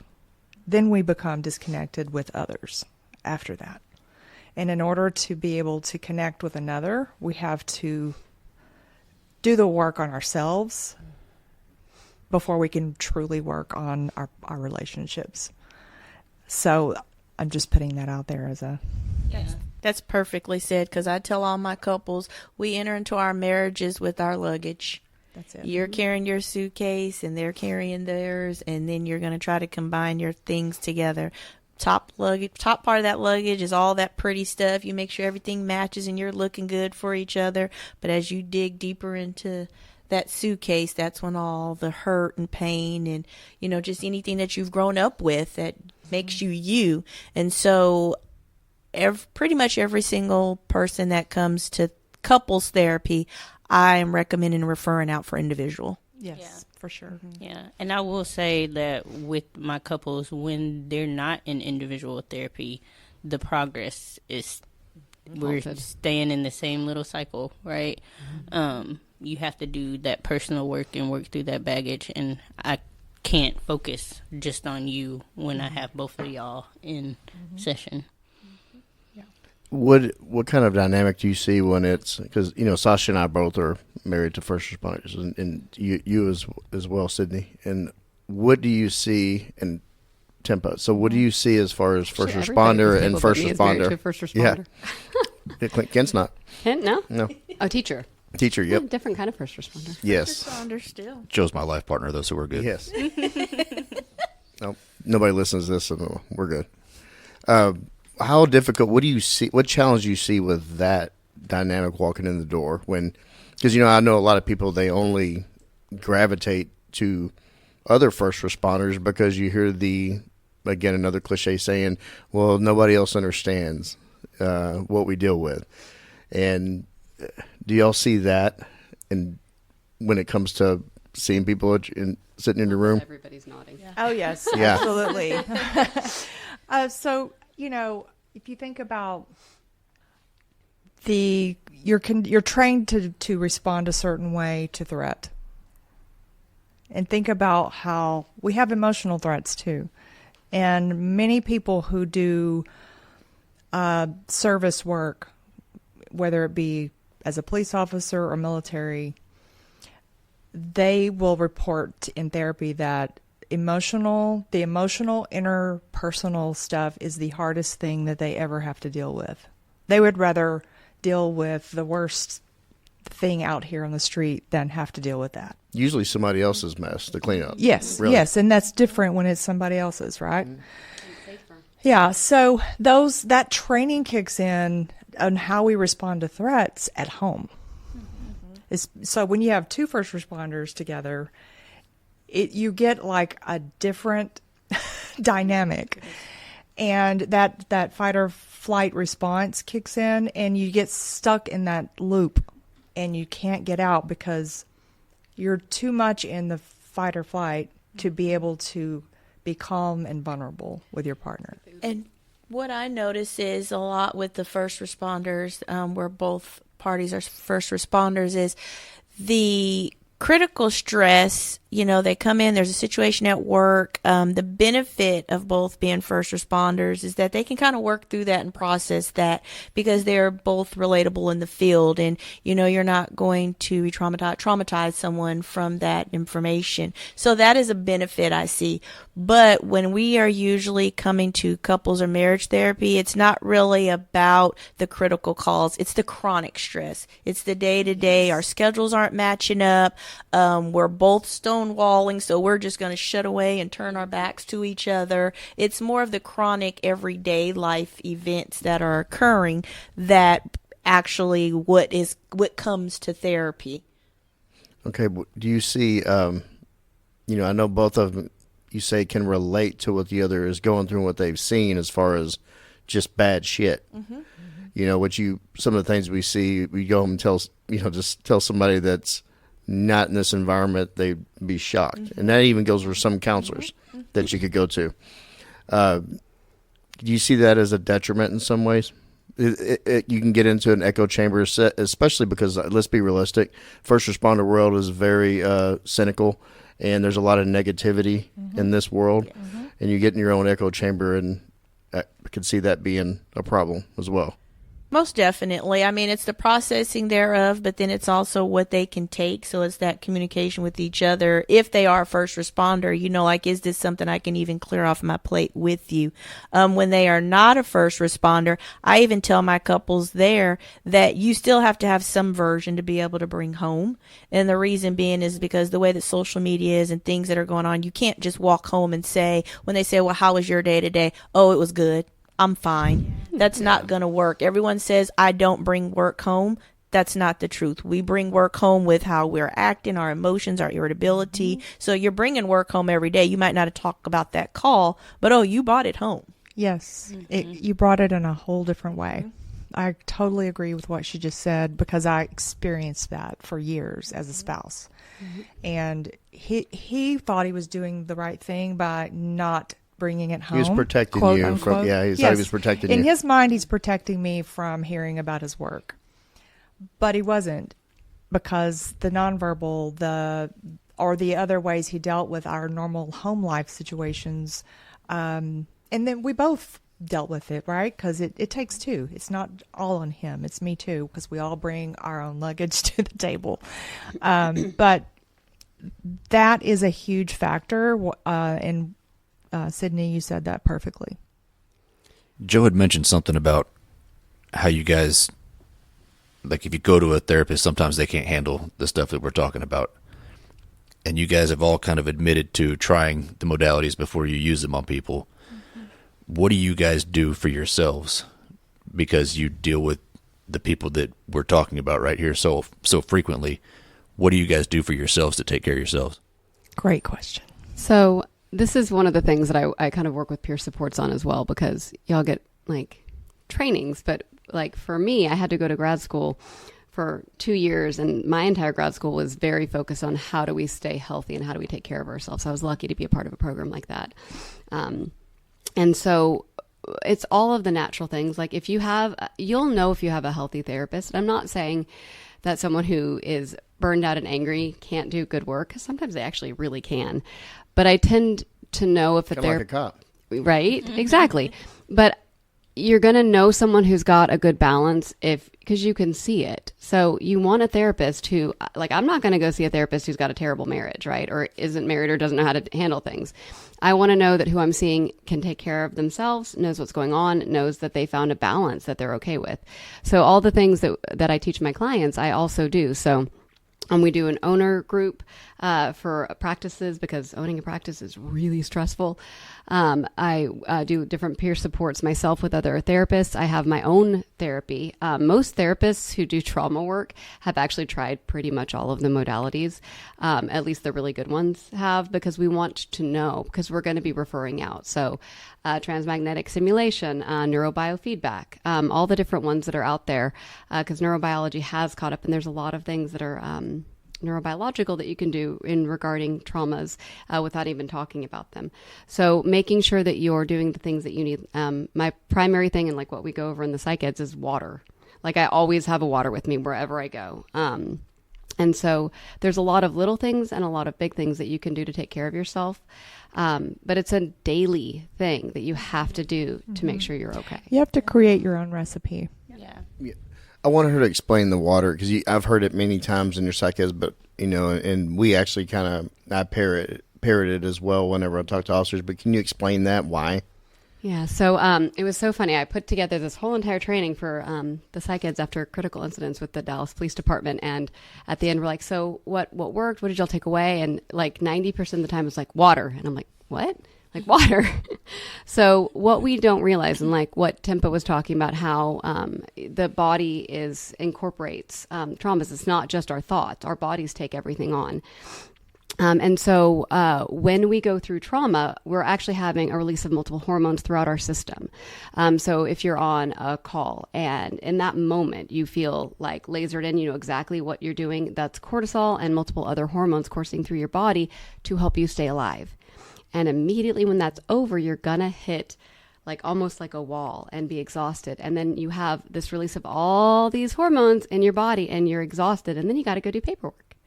So what I'm always telling all of the people that I work with, everyone, not just first responders, is that we need to be drinking water regularly before the traumas even take place.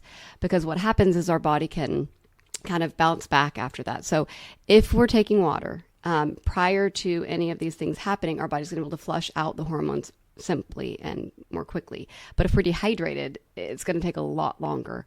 And honestly, most every single first responder, especially officers, don't drink nearly enough water because they're trying to stay awake. Like Joe, oh, you got hydration now. He was drinking a Monster earlier. So what we have to do is kind of flush our system out to get all of our body back to its natural state. Have either of y'all gotten a massage before? Yes. Yes. And what do they say right after you get the massage?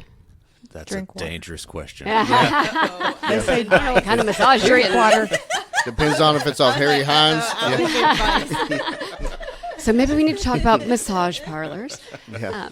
No, drink water. Drink water, because when you massage muscle, it releases knots and different tensions. And when it does that, it's actually releasing different things throughout your body. So we need to be able to flush things out of our system so we're at our basic state. So water's one of the most amazing things you can do. So depending on, especially after intakes, when I have clients come in and we get a kind of a thorough idea of what's going on, the first thing I say is you need to go home and drink a lot of water. That was actually one of my big takeaways when I went to go talk to Dottie was I'm not eating right. I'm ingesting massive amounts of caffeine to try to make up for a lack of sleep. I'm not sleeping well because of the caffeine. There's a vicious cycle right there, right? Mm-hmm. And as I'm saying it, I'm like, stupid. You should just drink water. And I'm answering my own question right there. I'm just like, how dumb was I to just not drink enough water? And then as soon as I started drinking more water, everything fell in line.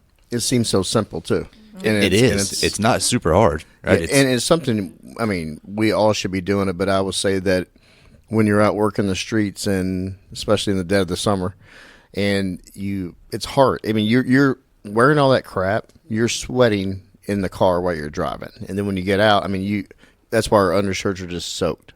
And you can never have enough. Water in has to be water out later, right? Yeah. And if you're actually working in patrol, you don't get a potty break every hour. Be a female. Yep, that's a huge thing. Actually, I've had so many conversations I'm with not the doing that females. yet. Yeah, no.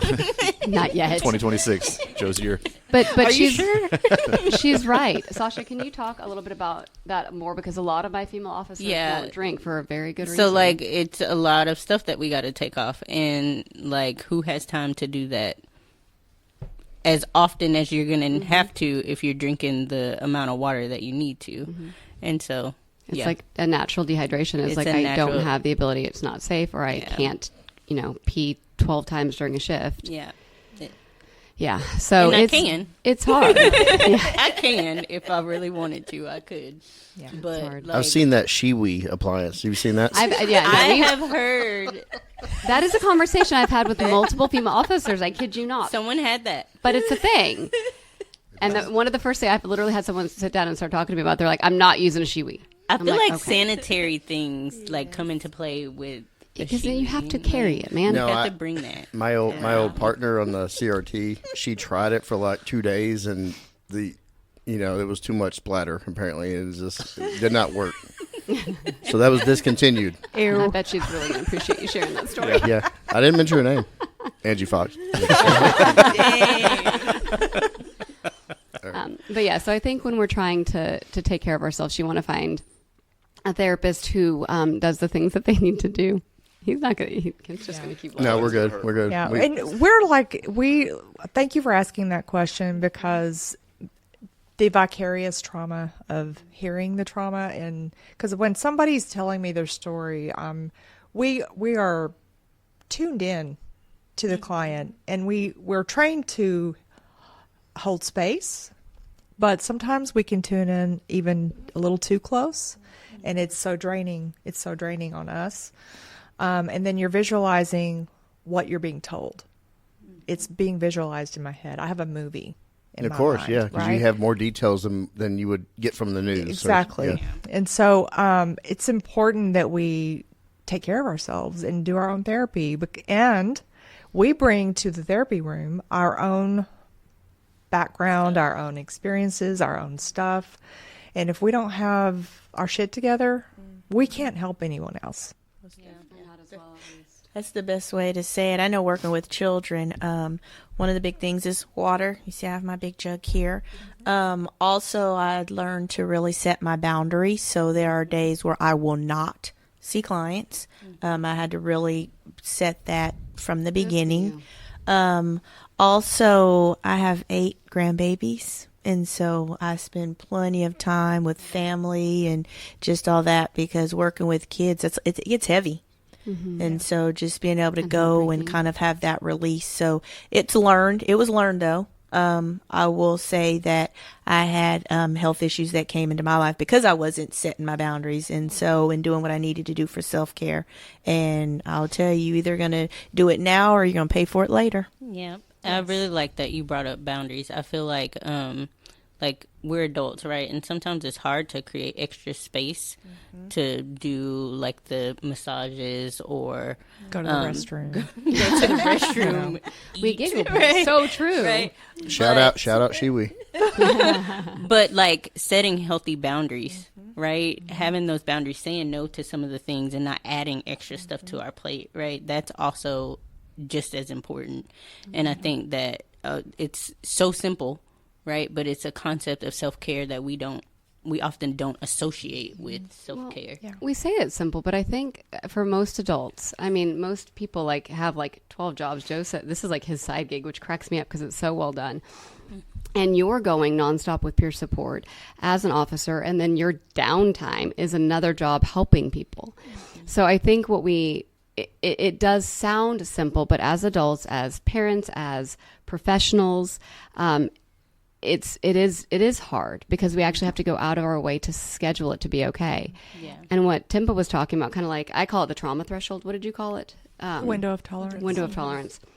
Again, psychology, you're going to hear the same thing multiple different ways, and one of them will stick. But we call it the trauma threshold. And so as therapists, which I would also like to say that we do see therapists, and I think therapists are actually the forgotten, not first responders, but we kind of have everyone's 6. And at some point, we need to make sure someone's got our 6. So I think that's something that's probably there's not enough care for therapists. But I think therapists are pretty good about finding our support within each other, and why like this talk, it's so natural for the 4 of us to speak together. But when we leave our sessions, we need to go and we need to make sure that we don't pass our window of tolerance or our trauma threshold, because I won't go watch Sons of Anarchy. I had to wait like 2 years to watch it to where my trauma sessions were down so I could actually spend some time watching it. And so I'll do different things, like my family knows that, like, if I've had like multiple traumas, or like, when we went through everything we went through this summer with the ambush. Officer Burke's murder, yes. Yeah. We had to, I had to do a lot of extra care because I was working and then I'd be at the station for a while. So in that moment, it's a lot of water. It's also a lot of breaks, and it's a lot of like comedy and other enjoyable things. I'm not going to go home and watch an intense, amazing show. Saw movie. Yeah. I have to pause this real quick, and not really pause, but I have these headphones on, and we're talking to these microphones, so there's a little bit of weird sound, but I could have sworn you said you have 8 grandbabies. Yeah, I do have 8 grandbabies. I thought you misspoke when you said you No, retired from dispatch I- earlier, and I was going to say maybe she just left after a few years. No, you look like you're No, 30. I know. Yeah. Yeah, she That's does. good. That's No, a it- good thing. That's amazing. After Whatever working in dispatch and doing therapy. whatever you're doing is working. And life don't brown. I'm a little confused right now. I'm still kind of. I was like trying to do the math in my head. Like, no, you look. I saw look the fantastic. befuddled look on your face, and I was thinking the same thing. Yeah, we were all thinking the same thing. Yeah. Yeah, Are I these have on? Is 8 this all working? boys. All boys.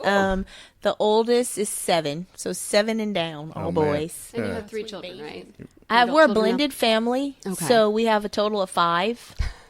Yeah, we have a Sounds total like of 5. chaos. They range from And you don't have a gray hair 30, on your head. 30. I have a couple in there. Every time I get a new grandbaby, they come. They range from 30 to almost about to be 31 to the youngest child is 19. Damn. Yep. You could We're tell me you were busy. 31, and I'd be like, cool, yeah, Oh, Let's, yeah. 100%. let's go with it. I'm think that's 31. about right. Let's go 31 with today. it. Yeah, go with that. Congratulations. Thank you. Well, on the topic of children, I want to get into that. We touched on it a little bit before, but I really want to dive deeper into it with the difficulty of talking. You mentioned a number to me that was kind of I put it in the back of my mind. You said, 3 to 18 years Yes. old? 3 years old. 3 years old. Yes, definitely 3 years old. And I'll tell you, probably my 3 to 6 year olds, they bring in, parents always say, oh, they may not talk. They're not going to play much. And I always tell my parents when during intake, tell me everything I need to know that's going on in the household. Because if you don't tell me, they are going to. And Probably a lot more honest than the a lot parents. more honest and And they very know so much direct. more. Yes. The challenge with children are not the children.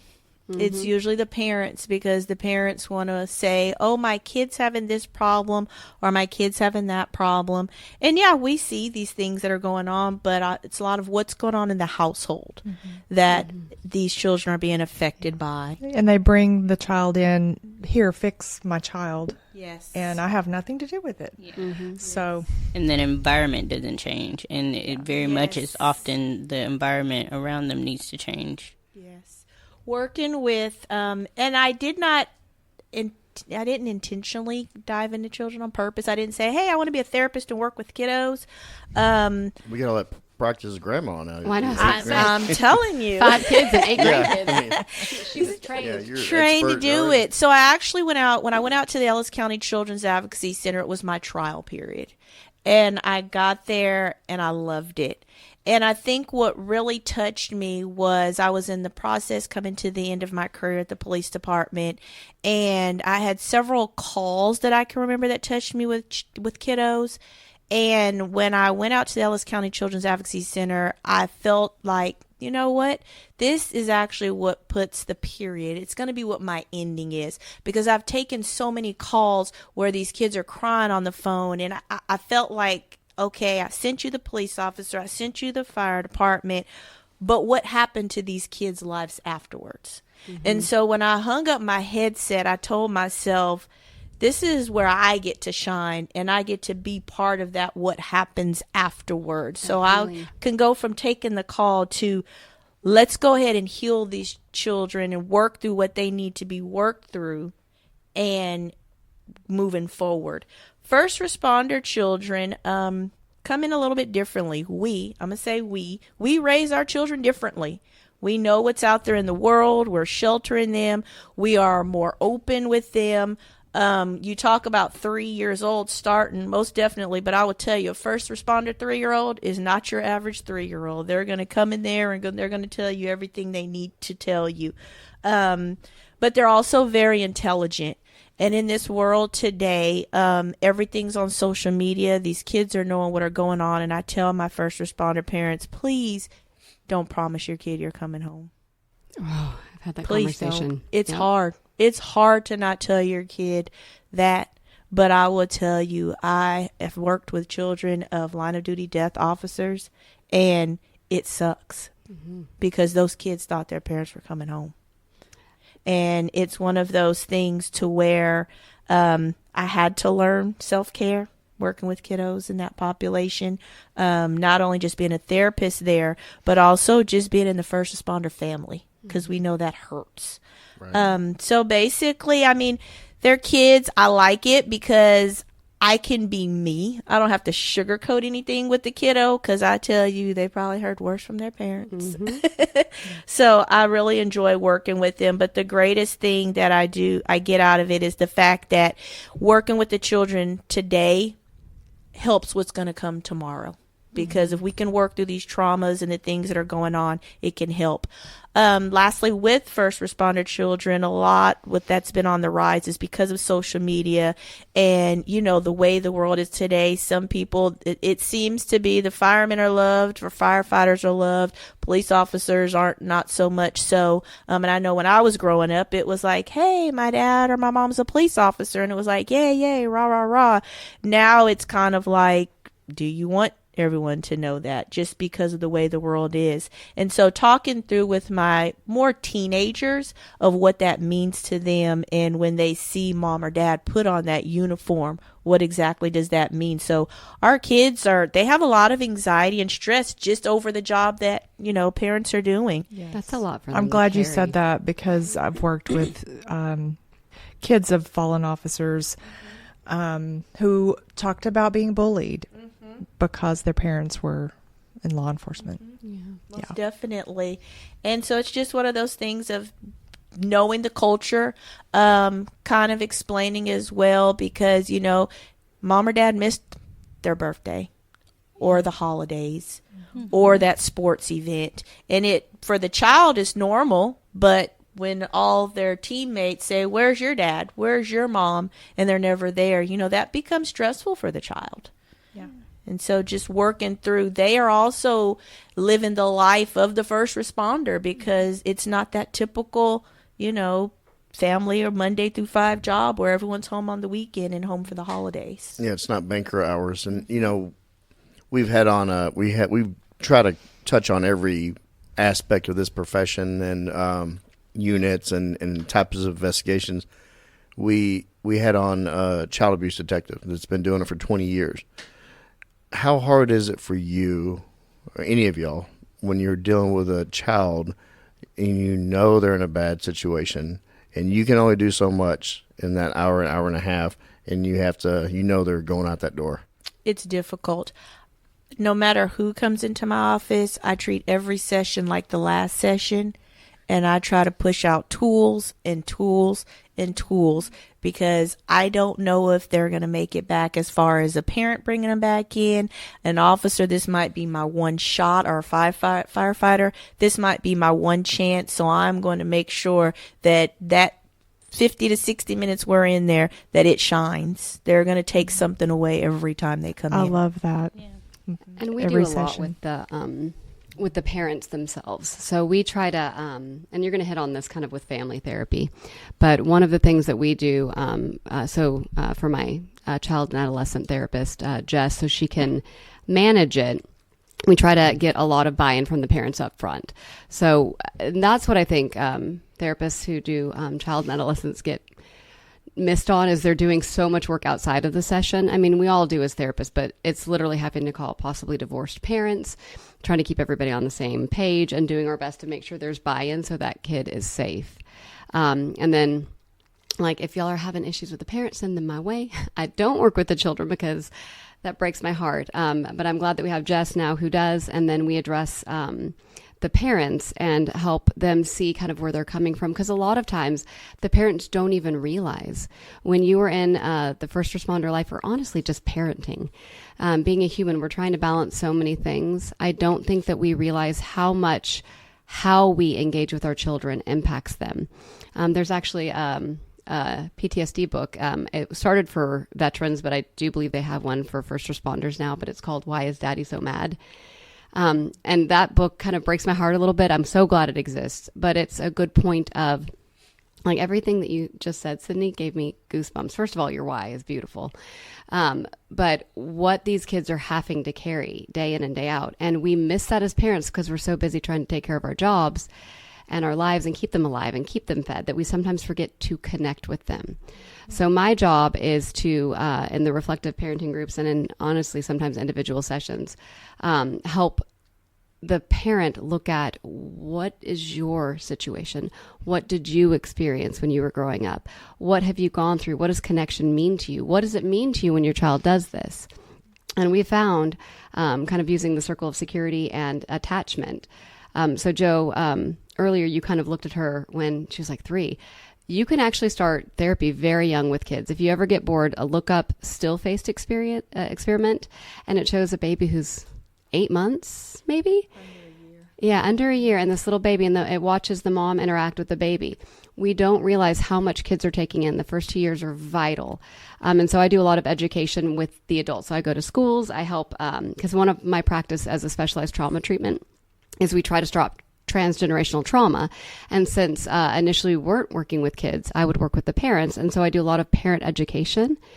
But the connection starts immediately from birth on. In those first 2 years, how we connect with our kids, how our kids know if their needs are being met. So it's fantastic that you started as young as you do. I love that.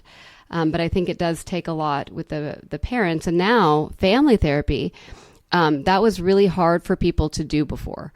Because in insurance, that's why mental health is so hard, because insurance kind of controls what we can and can't do. And if you're like me, the population you work with, you need to take insurance, which is frustrating because insurance companies do limit. So there wasn't like the right coding for families, but one of the programs that I work with, Headstrong, they're spearheading a lot of work with families because the reality is we can do individual therapy, and we need to work on our own stuff. But we were never meant to be alone, and we weren't really ever meant to heal alone either. And so for the kids and the parents, and creating an environment where everybody can heal, and getting culturally competent providers who can actually work with the entire family without making the parents feel shamed, to normalize, okay, we see how you got there. Now where we can go, like where can we go next? What does the healing look like for yourself and your kids and the family as a whole? So that's actually hopefully up and coming. I'm very, very hopeful there's going to be a lot more family therapy options. And just to kind of put out there for the insurance, because we all know how that goes, I do want to let first responders know that there is a grant out there through the First Responder Children's Foundation, which actually provides 10 sessions for children of first responders, and they cover up to 25 years old. And so it's not just your little ones up to 18, but it actually does cover up to 25 years old. And if the first responder is 25 or under, they will actually cover their 10 sessions for them as well. Oh, that's I did nice. not know the 25, it went all the way up to 25 years old. I No, always I didn't refer. Yeah, it goes all the way up For to that one. 25 years old. So, and it's it's excellent. So they don't really require much of just sending in information. Thank you for all of these comments. They're amazing. And I'm just going to put one more thing that goes with everything you're saying is children and some adults too, like children and partners, internalize and sometimes don't understand when their parents coming home, say their parents an officer or a firefighter or whatever, and they're dealing with their own stuff and they're shutting down, or that maybe they're hypervigilant and anger, whatever. The child internalizes that, and and sometimes the partners do too, because they don't understand why, and we don't talk about it. Yeah. And so we develop from children on these negative beliefs about ourselves. It's my fault, or I'm not enough. And it starts when we're children. And that is why this work that Cydney and others are doing with kids is so important. And we carry that with us. I see in this unit, the wellness unit, we see a lot of officers that come in here or reach out to us looking for help for their children. And, since Cydney has been involved with the ATO, I know that I have sent quite a few down to her. You guys have mentioned a lot of different certifications that you have, and like countless at this point, to be honest. do you find that they overlap and kind of help each other, or is it kind of like frowned upon to mix one with the other? Oh, they definitely overlap. There's nothing new under the sun. We just organize In all the different human ways. things in different Renamed ways. ways, Yeah.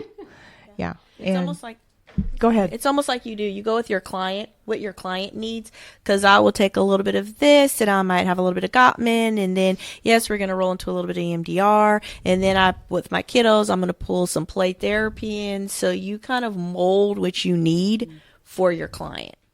Because there's not a one size fit all. No. Yeah. And in therapy, we're always pivoting, right? So you may start with something else. Like I have a client right now that we were doing EMDR. That's what she came to me for. But then I also mixed in IFS, which is internal family system.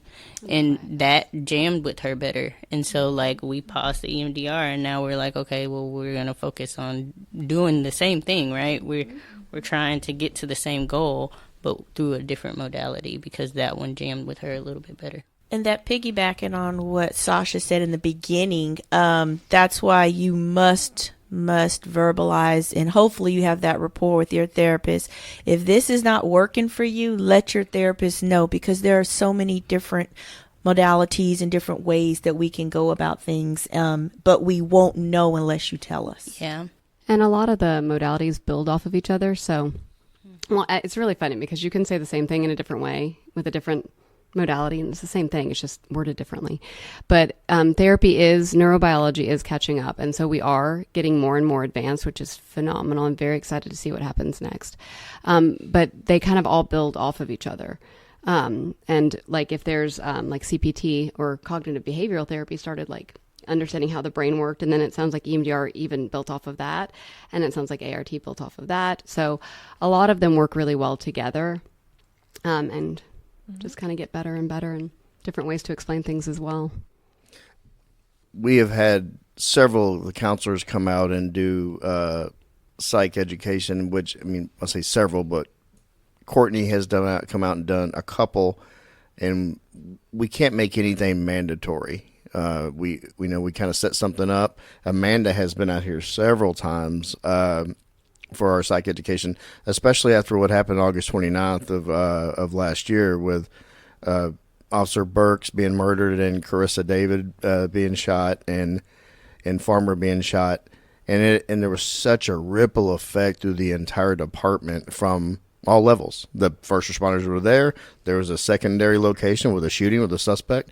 And then you had the processing, the hospital.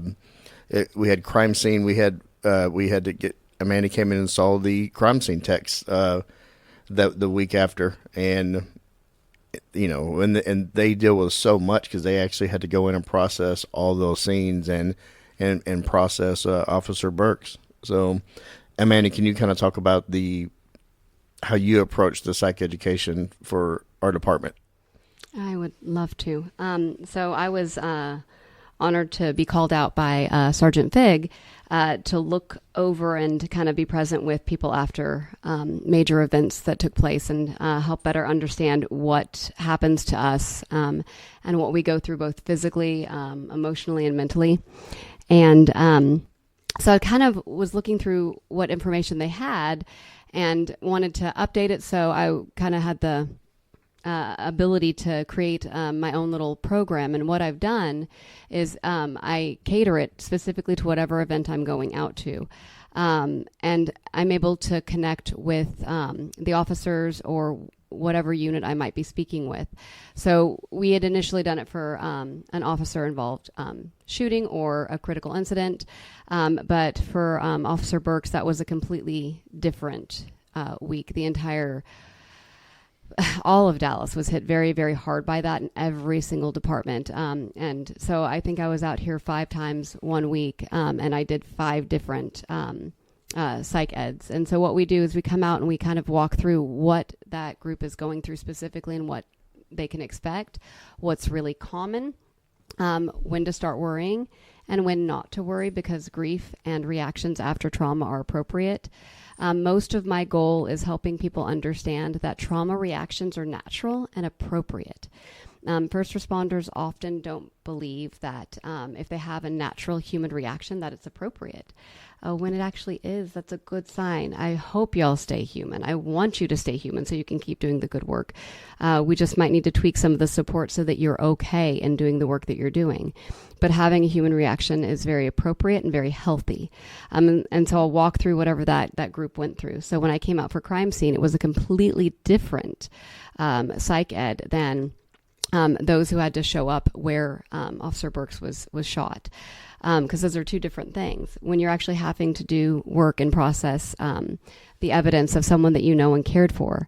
And that was even more heartbreaking because a week after Officer Burks died, one of the ladies that, one of the wonderful women who was in this room for my psych ed died unexpectedly. 2 days later. 2 days later.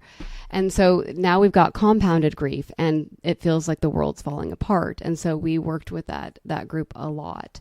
And helping people understand that initially it's okay not to be okay. And we think that means we're not going to function, but every single first responder I have met still gets up and does what they need to do to be okay and to go do their job. But making sure you take care of yourself outside of that is vital. And so a lot of what we do is we'll make sure that the officers know what to expect with their body, know what to expect with their emotions, know what to expect at home. One of my big things is talk to your spouse about the things that you can. Obviously, you can't talk about certain aspects, but a lot of people think they can't talk to anybody. But just like therapy, you don't have to talk about the event. You can talk about how you feel, what you're struggling with, and that actually isn't related to the event. And then I haven't met one first responder spouse that isn't badass anyways. So there's no reason not to talk to our support system. I think that a lot of times that's our own avoidance. And we keep forgetting that we're human. So one of the things that I love that the wellness unit does is that they allow for me to come out and to be with these different groups. And it's actually been pretty cool because I'll come out and I've actually had last week, I had two call from, actually, I think both of them were right around from when we lost Officer Burks. And it's been months, but it took them a second to think about what they were needing.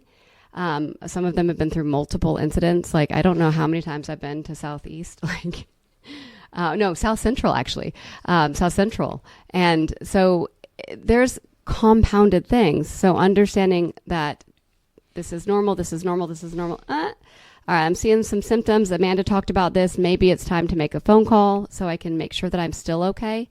The ultimate goal in what we do with mental health for first responders is to keep them healthy enough that they can keep doing the job that they love. And there are so many ways to do that. 100%. Yeah, and what I do want to put, though, out there also, because you never know who's listening. I don't want anybody to take this the wrong way. What we do not do is we do not talk about the facts of the case or the incident. That is just say, there's some people, you can't talk about it's a debrief. No, we do not do debriefs of the incident and the facts or the specifics. It's about what the body is, what's happening to your body and your mind after this incident. Yeah. There's a lot of data that shows that that's not helpful. And I think that's where a lot of people kind of got misguided in an attempt to help and to be more open about mental health. They're like, oh, we're going to discuss the details. But what I'm hoping that this podcast does is help explain that there are actual science-based, evidence-based modalities. There's actual structured things that can help. And we know what works. And we know also what doesn't work. And so if you look at the data, kind of processing in detail about certain things doesn't help. But processing what your experience is, how you're going through that, becoming more reflective and becoming more of an expert on yourself, that is what's going to help you stay in this field. Yeah, acknowledging how you actually feel in that moment. Yeah. You're right, and you don't have to say what happened, but to acknowledge your feelings. Yeah. And how that impacted you. Yeah. And same thing like what Cydney was saying about the kids. Like, what are you carrying? That's what we can help. And whatever the incident was, that may not actually be what it was. I was working with a couple that had a Dallas police couple. So again, I don't do couples, but they came in for something separate together, but they were going through as a family. But they came in because of that loss. That was the tipping point that helped them face another struggle they were going through.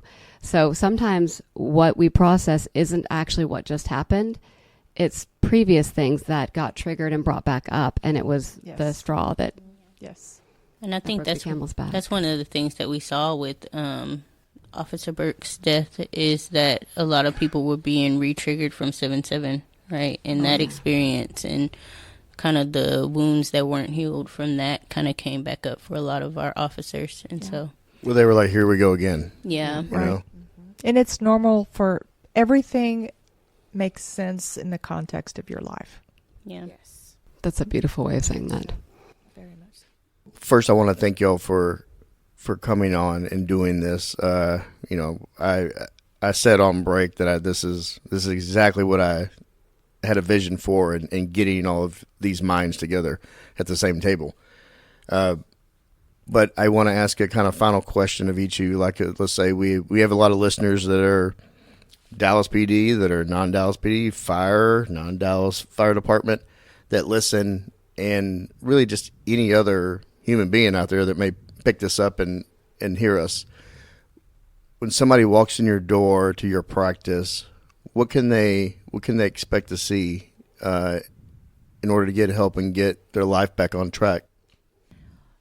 Well, when they walk into my practice, they are going to initially walk into a non-judgment zone, basically coming in with open arms to help. Going to be pretty real and straightforward. Nothing's really going to be sugar-coated. We're going to come in, and I tell all my clients during their first session, number one, I don't sit on this side of the couch because my life is perfect. So that's one thing I definitely want them to know. I also tell them that they are the expert of their life. And so we're going to work through this together. And I just explain that it's a journey. I want them to feel safe and comfortable. And that goes from my little kiddos. So half of my office is built for kids and the other half is built for adults. And I find a lot of my adults actually pulling out the bricks and the Legos, and that's okay. We can do that. But I just want it to be their safe space, and I give them that opportunity to do so. In a judgment-free, just welcoming zone. Usually have water to sip on, as we talked about water, Amanda. So there's water there. I have kiddos, so I have my little snack bucket with snacks, and it's just a welcoming environment to come in because, you know, I've sat on that side of the couch, and it's intimidating to take that first step in through the door. And I also let them know that it's also a zone where you can take off your uniform. And I don't mean that literally, I mean that figuratively, but you're allowed to take off your uniform and come in here and just shed and share whatever needs to be talked about. Be human. Mm-hmm. Absolutely. Thank you, Cydney. I agree with all of that and can say ditto to everything you said. But we, at the Brave Fight, one of the things that we like to say about our team, and we have 10 clinicians plus interns, and is that we're all humans right along with you. We are walking with you, and that we have our own human struggle that we have overcome. And it's brave and courageous to take the step to actually learn about yourself and overcome your obstacles and your adversities. And you bring in strengths that you have forgotten about.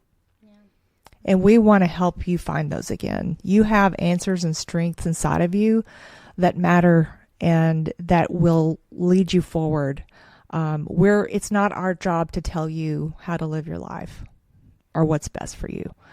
We're going to collaborate with you in finding what works best for you, and so you can rediscover the strengths that are within. Non-judgment. People bring in their own culture, many different aspects of culture, from work, family background, race, ethnicity, so many beautiful shades of color and texture, and it's a beautiful thing that we can work together and learn from one another. We learn from our clients. Mm-hmm. And we take that and help the next client from what we learned from this client. It's a beautiful process both ways, but it's also a really brave, hard step to take. And we know that. But we want you to feel safe, comfortable, We're not fluffy. We're direct.